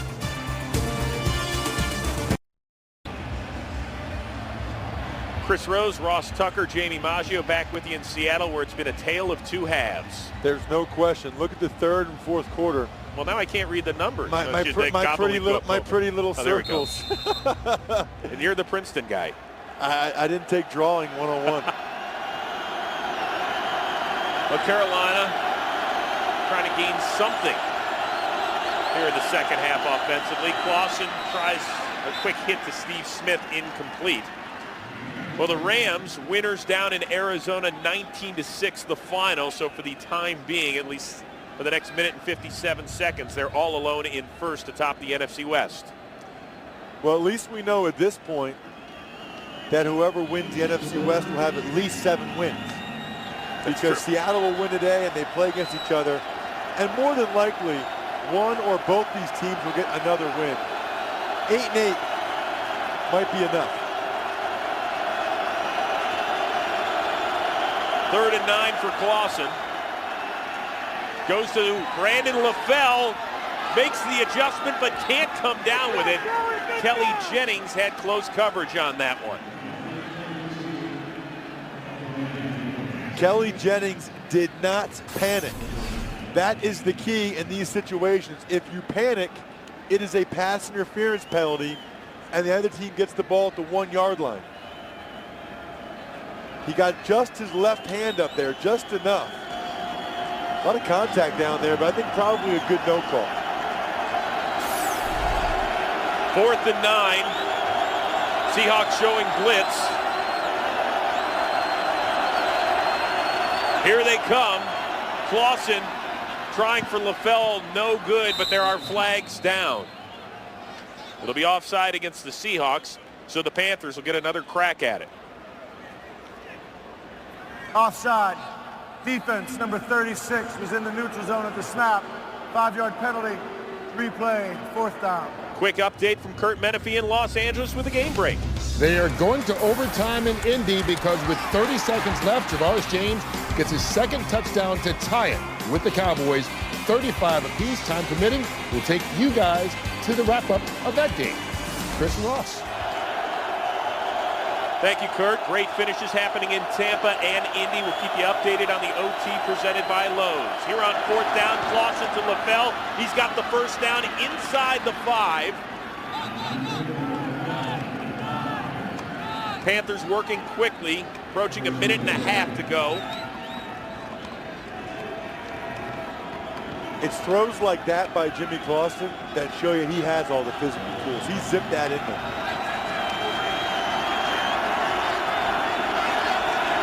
Terrell Sutton in the backfield next to Clausen. Inside handoff.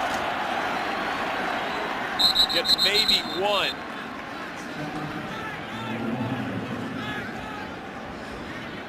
Panthers still have 2 timeouts left. Clock is running. We're now under 1 minute to go in Seattle.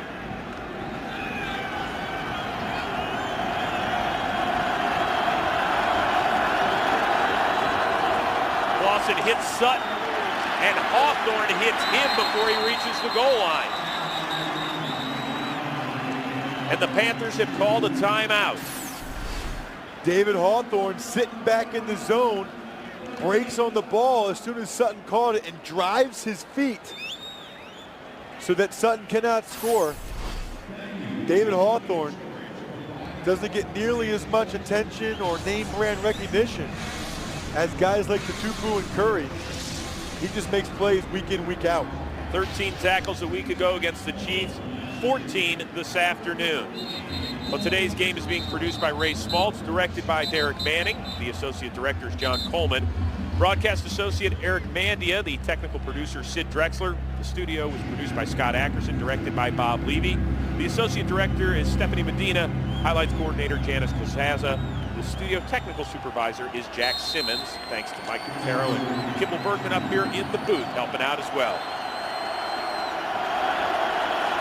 3rd and goal with 45 ticks left.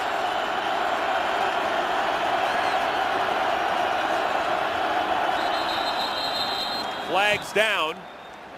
It'll be a false start against the Panthers. Not a horrible penalty by Kentwan Balmer.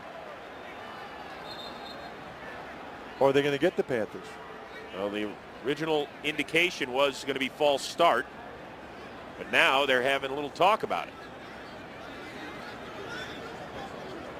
False start. You're right. Offense number 69. 5-yard penalty.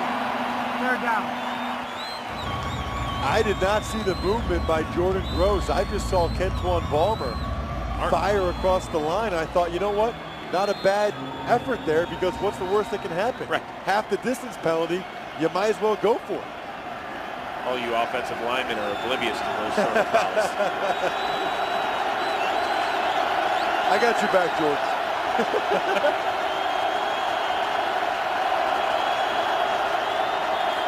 Clausen looking for LaFell, in and out of his hands, and it'll be 4th down. Take a look at Brandon LaFell at the top of your screen. He's working against Trufant one-on-one. It's a back shoulder throw. Gets his body turned around. just not able to get both hands on the ball and bring it in. In fact, he might have gotten both hands on it, but wasn't able to catch it. Jimmy Clausen has now gone 147 passes without a touchdown. Looking for something special on 4th and goal. Plenty of time. Fires it. Incomplete as Chris Clemens, the defensive end, got his paws on it. Fantastic job of coverage. Clausen had all day. He rolls out to his left all day to throw. Couldn't find it when Chris Clemens, 91, plays that hybrid D-end outside linebacker spot. He's able to tip it away. You know, Clausen was looking for Steve Smith, trying to get it to him. Not able to do so.